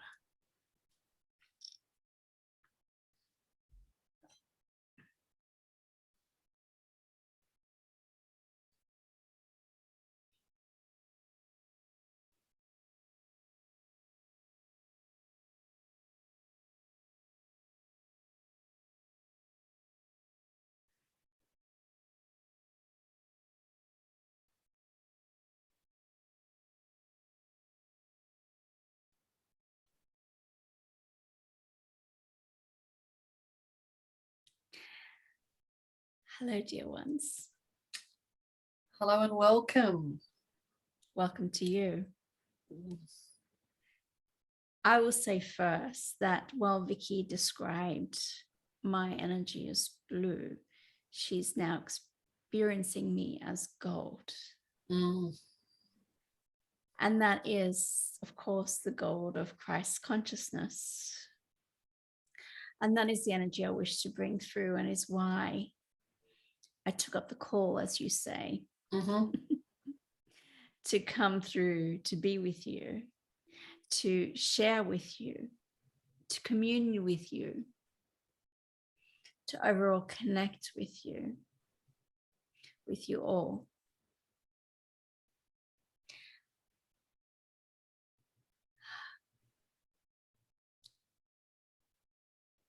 And allow a transmission of the heart throughout this conversation.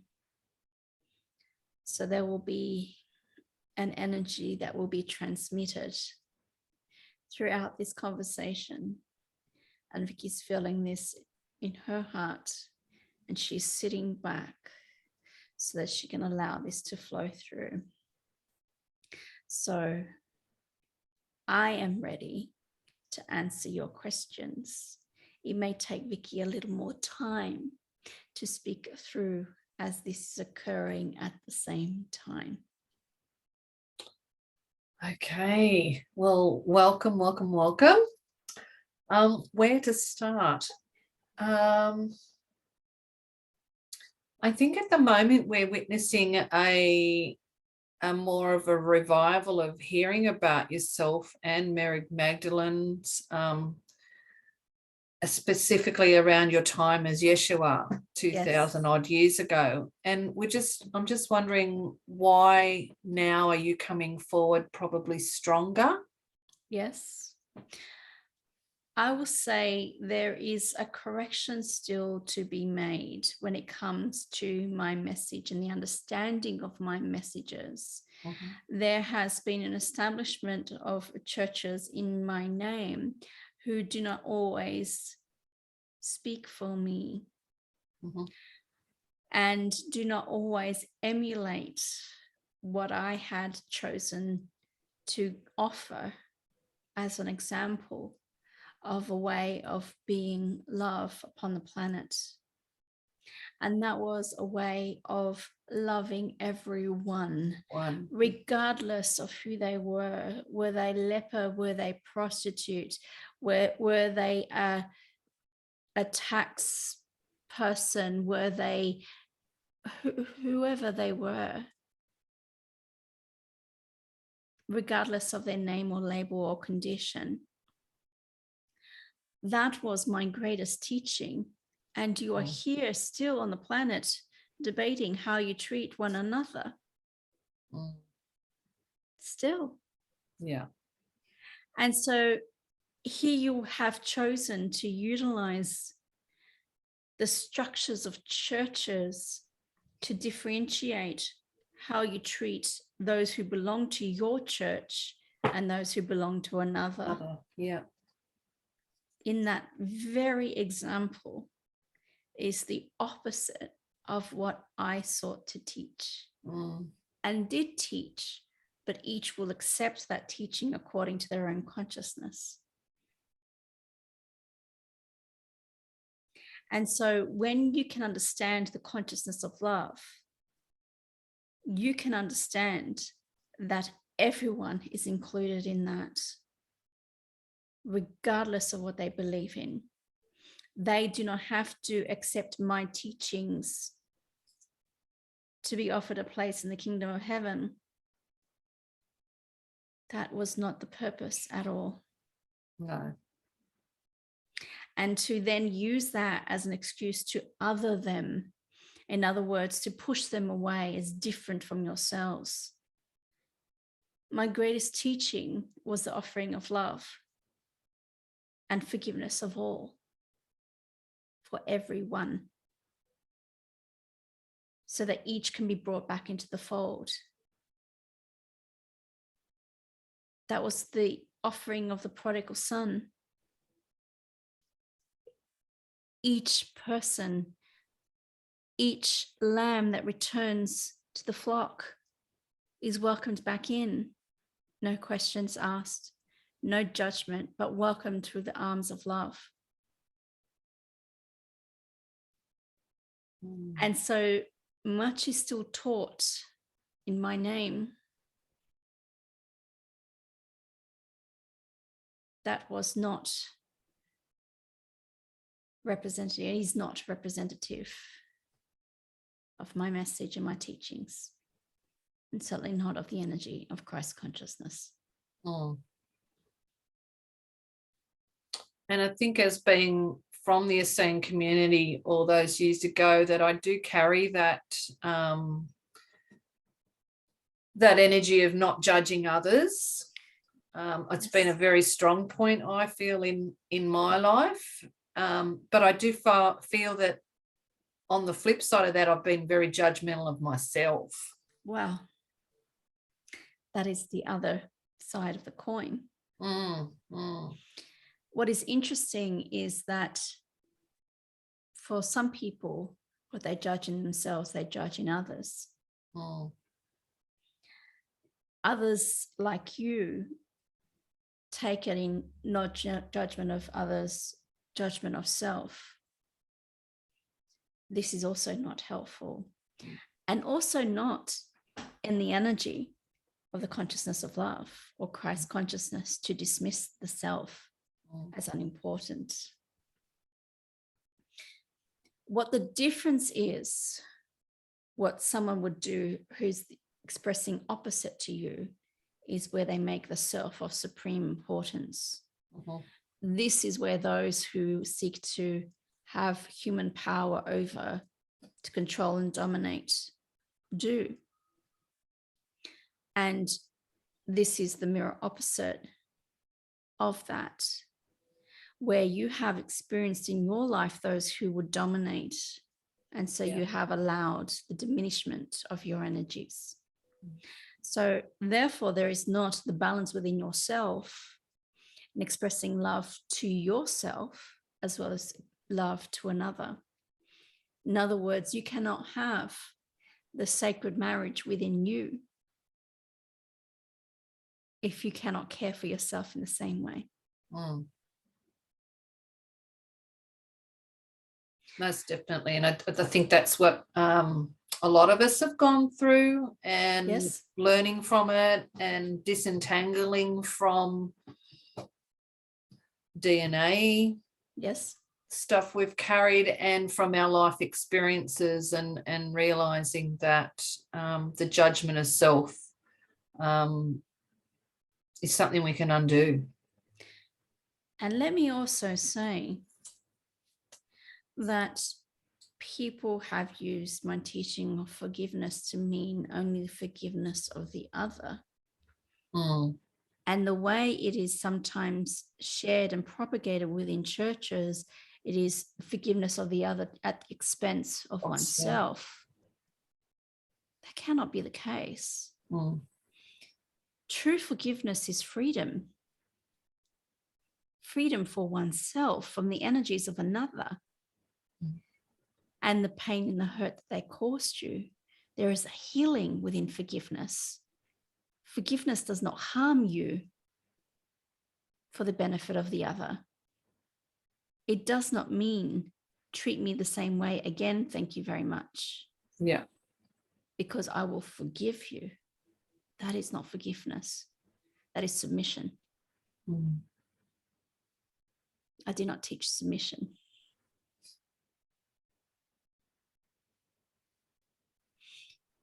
How hard is it to forgive oneself? Hard. Hard.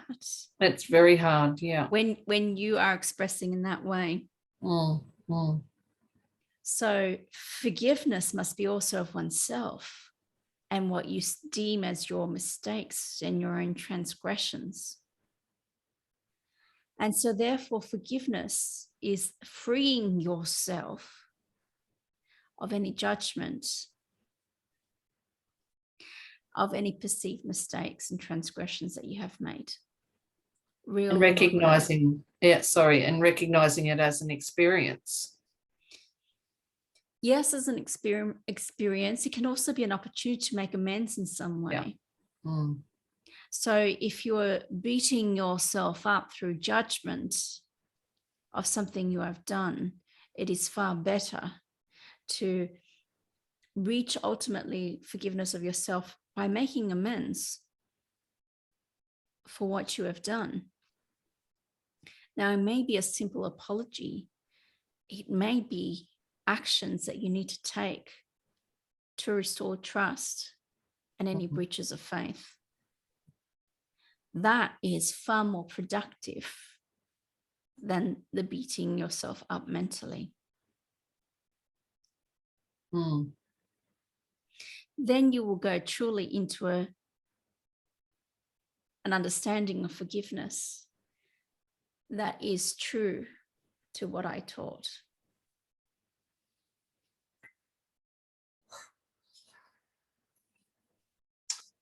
So just on the back of that, like a lot of us are waking.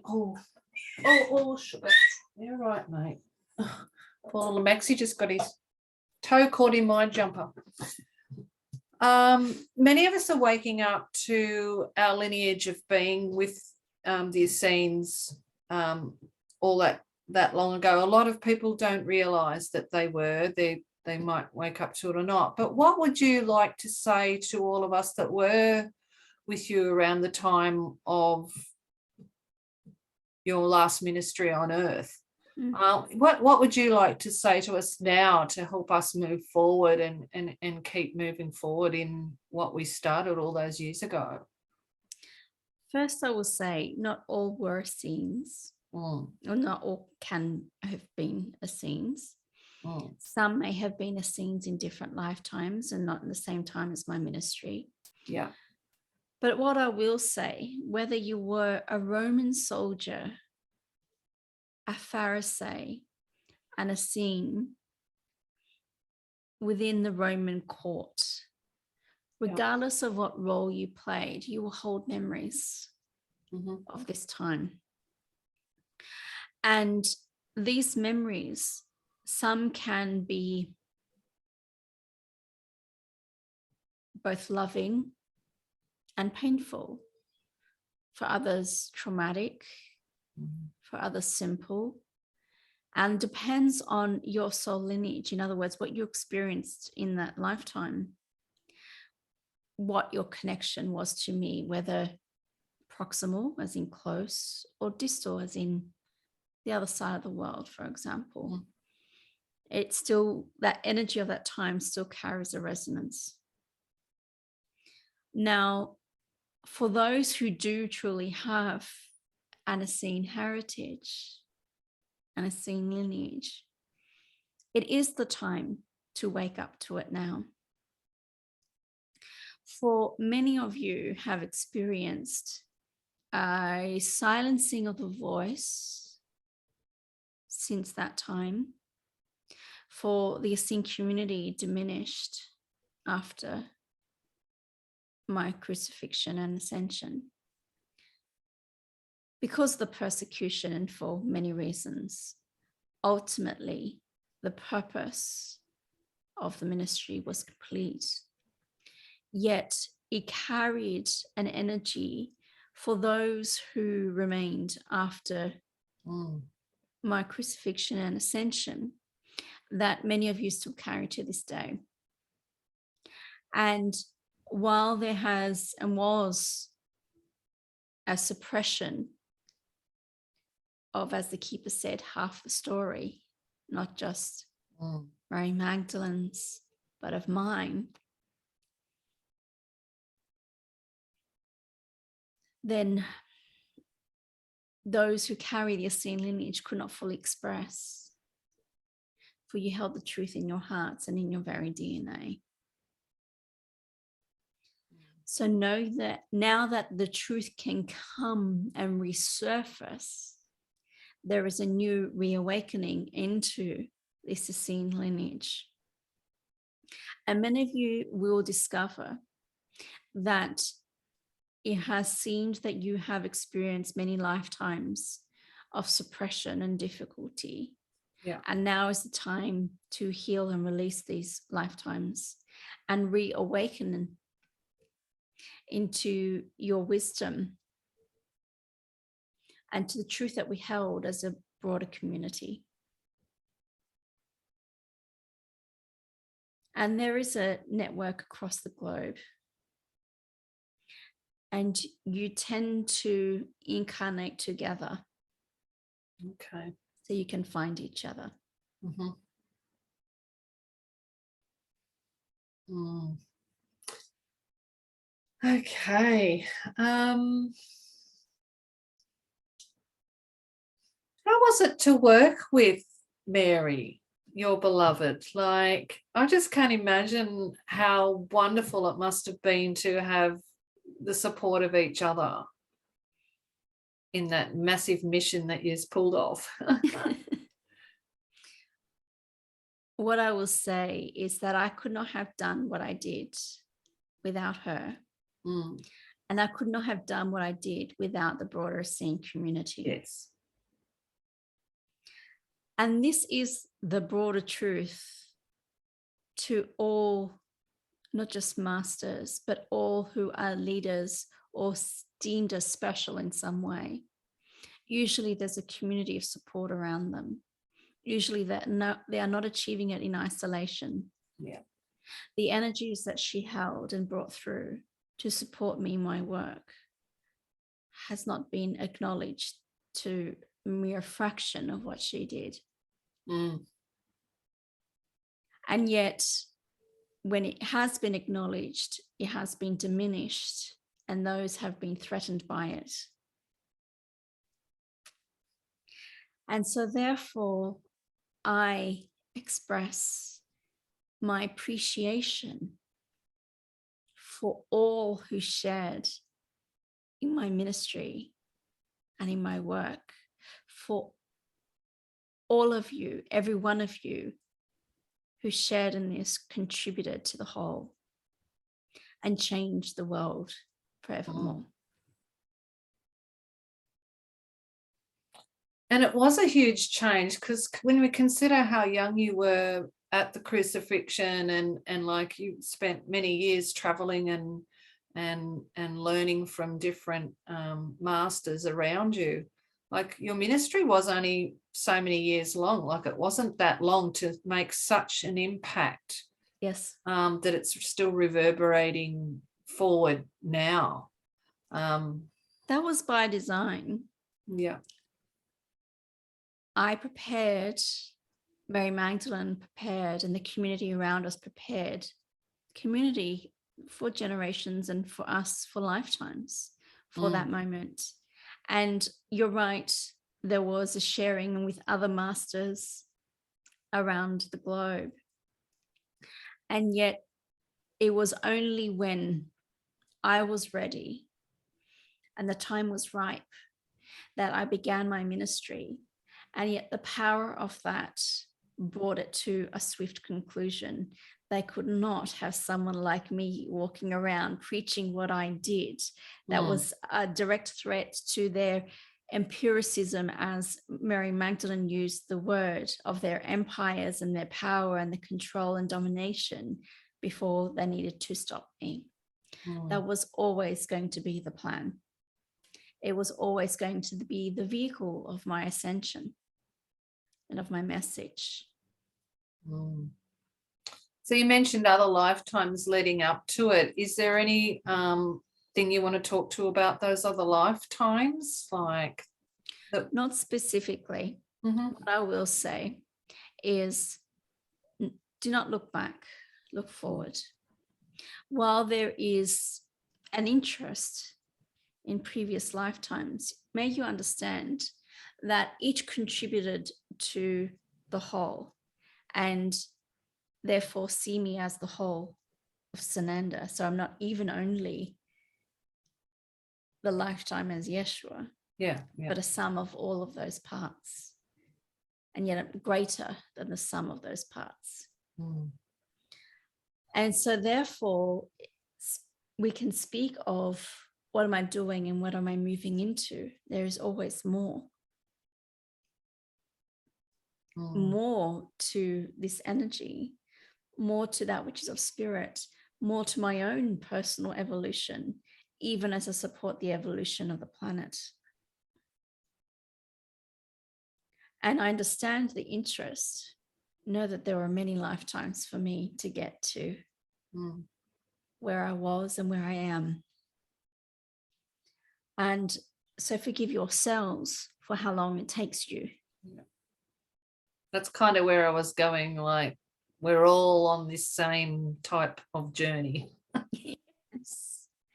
Yes. And each of you, every one of you is at a different part and phase of your journey, your soul's journey. And like was said, is not a race, is just a beautiful and perfect unfolding of all that is spirit.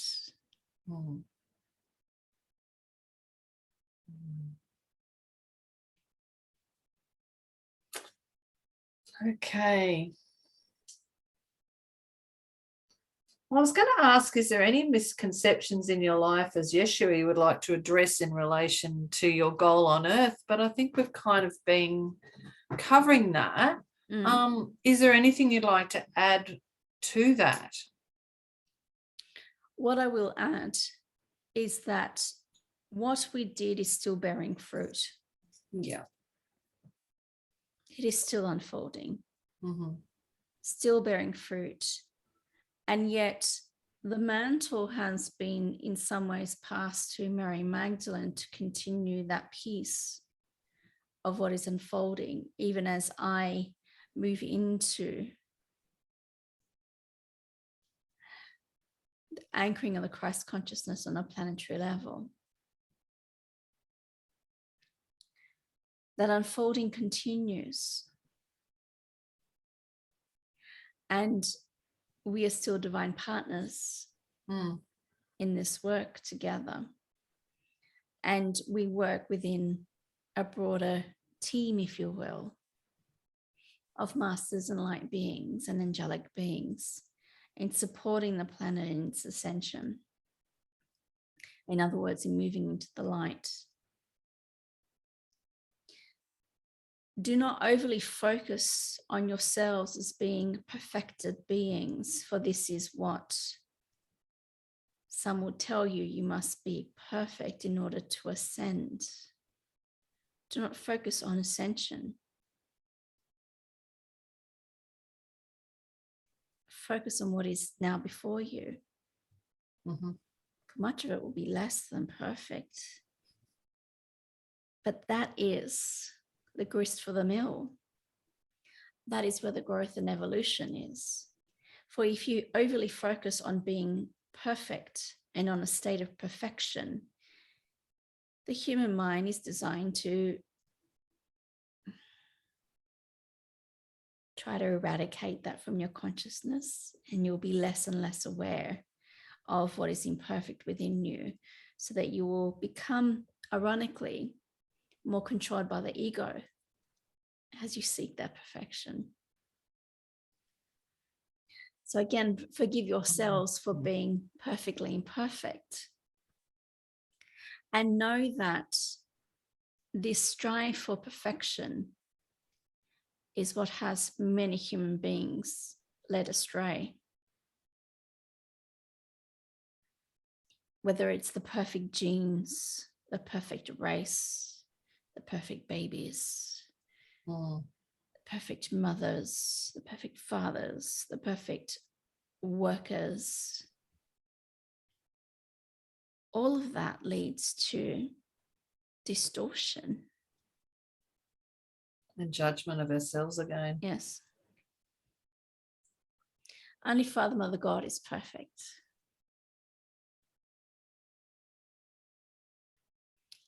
The rest, there is divine perfection in the perfect unfolding of your evolution.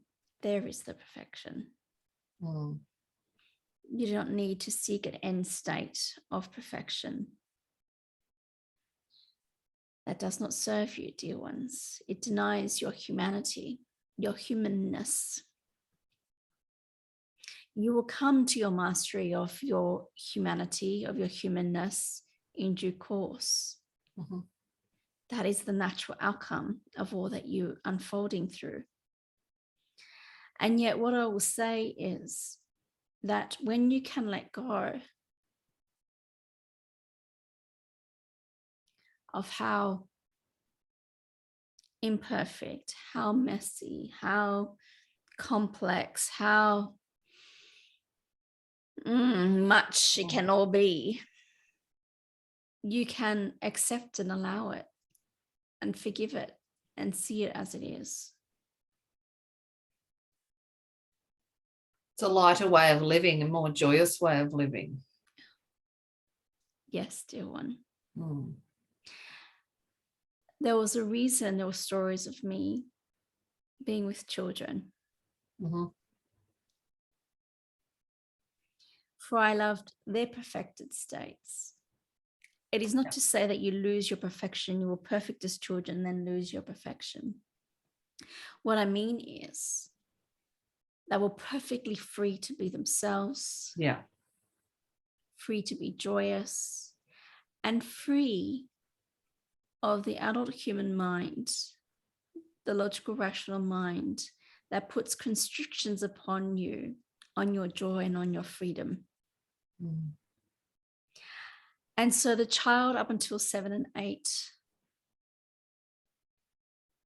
is the freest, most joyous, most perfected in that freedom.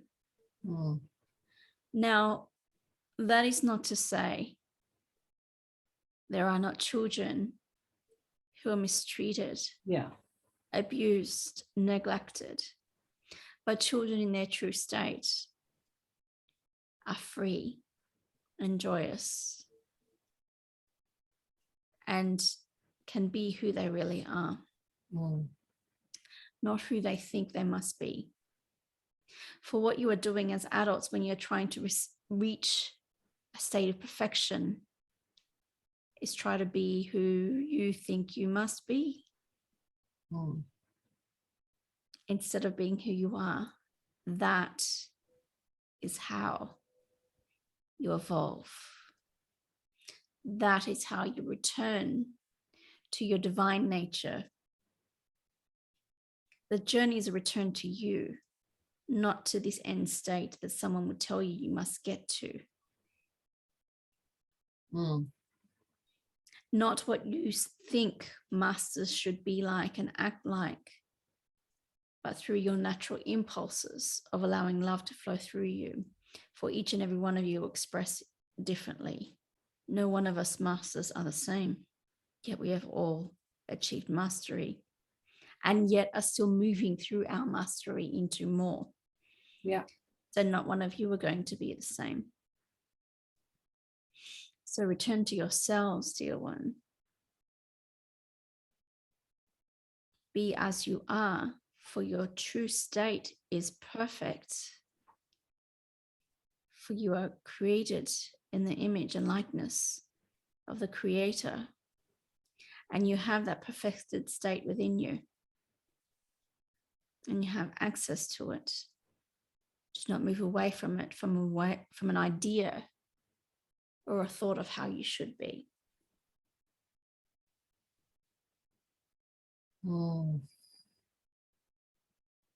So much to talk about there. And I totally agree. Like I do a workshop and I get people to ask them who here can draw, and everyone go, no, I can't with adults. And then I go, well, at what age did you get told you couldn't draw anymore? Like we all brought home our paintings at 5 and were so proud of what we painted of our families or the rainbows and that sort of thing. Like at what stage do we realize that, it had to be a perfected art, our paintings, and we stopped doing those? So I actually use that as a way of bringing in people looking at belief mindset and that sort of thing. And I too, I love getting back with the kids. and the golden nuggets that come out of their mouths at times. It's just joyous. Yeah, that innocent. The drawing and the painting is a good example of this. Now, speaking of children, Vicky will have to pick up hers very soon. Yes. So I will wrap up my messages to you. I know that we will have opportunities again. So this is not goodbye. It's hello. This is a continuation, an opening into your connection with me as Sananda. And what I wish to share before we complete this transmission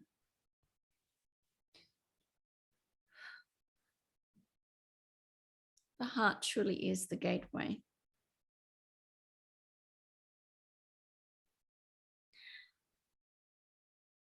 How open is your heart to receive? How open is your heart to go within? You may be seeking into the heavens, and yet we are right here.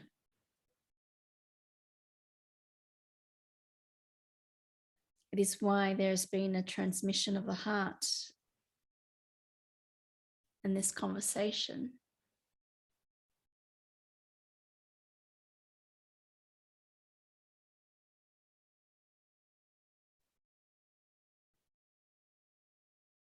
Now my energies of love. And I love each and every one of you.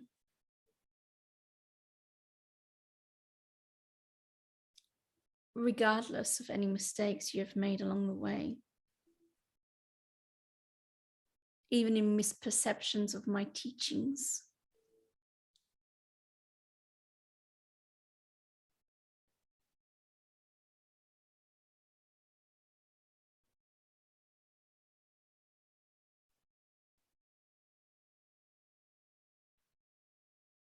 When you love yourselves as another,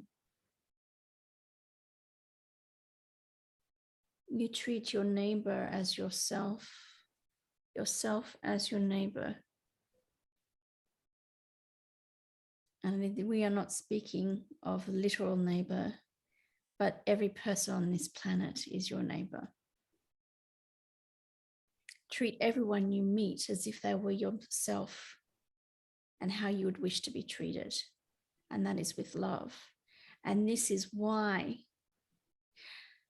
Christ consciousness and the consciousness of love includes self-love as a fundamental part of it. For how can you treat another the way you treat yourself if you treat yourself with judgment and condemnation?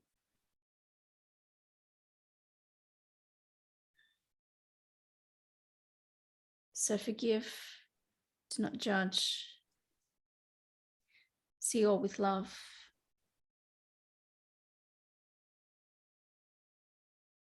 And no, I would not ask you to submit yourselves to another. If you wish to, you may open yourselves to us and connect with us and surrender to the energy that is flowing through. This is not a submission.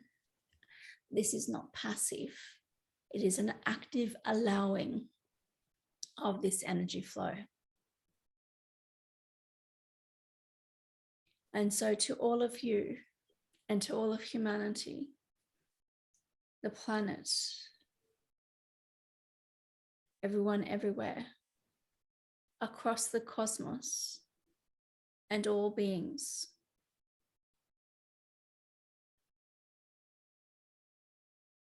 we're connected through the energy of love, and none may tear it asunder.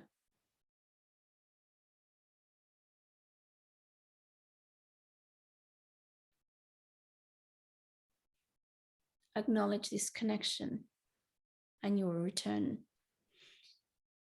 to who you really are.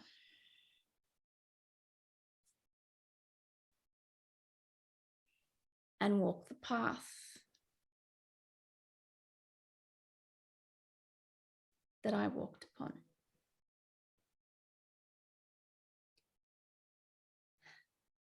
And so it is.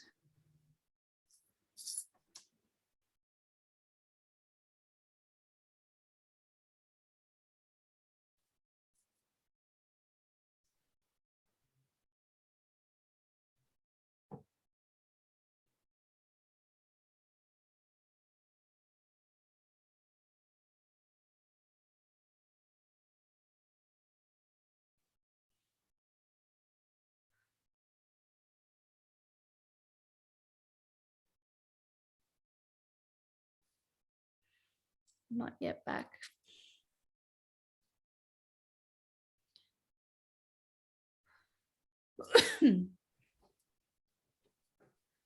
Wow. That's a difficult energy to come back from. It's so amazing. And so big. I'm not going to attempt to fully come back. I'm just going to bring the keepers through.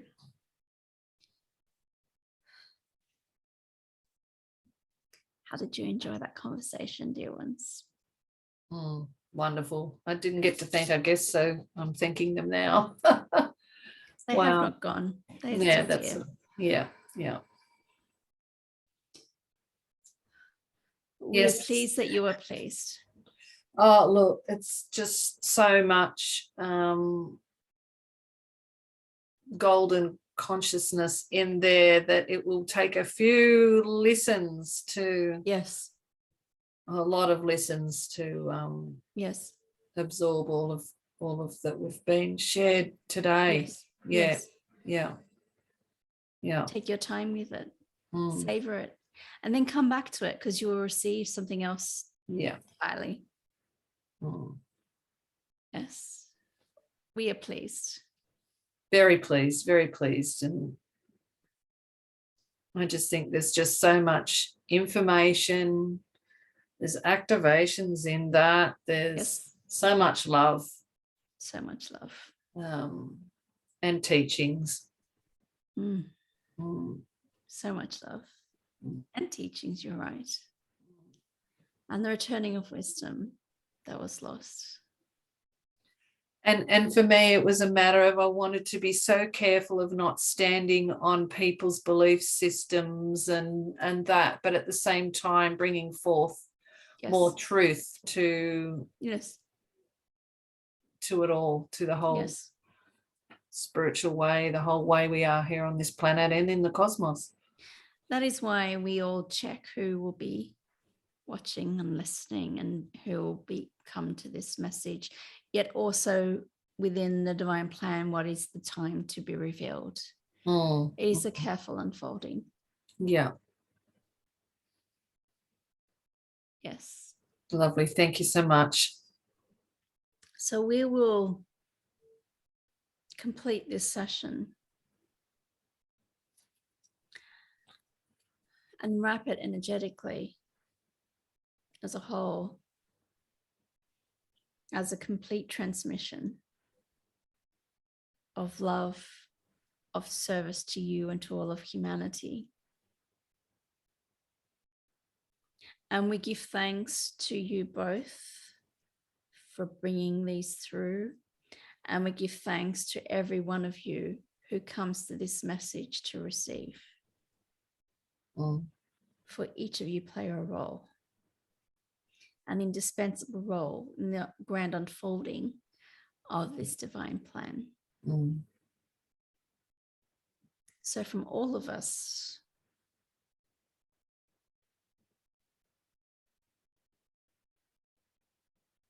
from the heart of the divine, we send you all much love.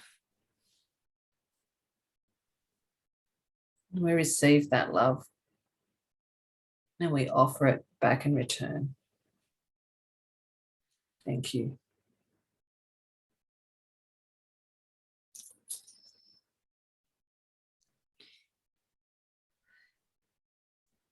Well, can't believe it's been almost 3 hours. I think you're going to need to be doing some grounding today. Before I drive? Yes. Yeah. I might take a crystal with me to ground. Because I want to be able to sit back and process. Maybe barefoot out on the grass for a minute too before you go. Yeah, and the sun is beautiful today. Well, thank you so much. Reminder to everyone, drink lots of water, and for each and every one of you to ground as well. And as always, happy to share any questions, comments, thoughts that you have along the way. And if you have any questions you would like answered in future Soul Sisters channeling episodes, let us know. I'm excited to see what's coming next, but I'm so full of gratitude for what came through today. It's been a huge couple of days. Solstice. Yes. Solstice and then this gathering. Yeah. So I'll say solstice blessings to you all. And certainly much love from me, and I know from you, Kerry. Yeah, most definitely. Yeah. All right. Thank you, and it's a wrap. Farewell till the next 22nd of the 7th. Yes. Wow. Yes. Yeah. Okay. Which is that right? That will be episode 7. It will be, yeah. Yeah. There you go. The 7s are coming through with the 2s. Yeah. All right. Look forward to it. All right. Thank you. Bye. Bye.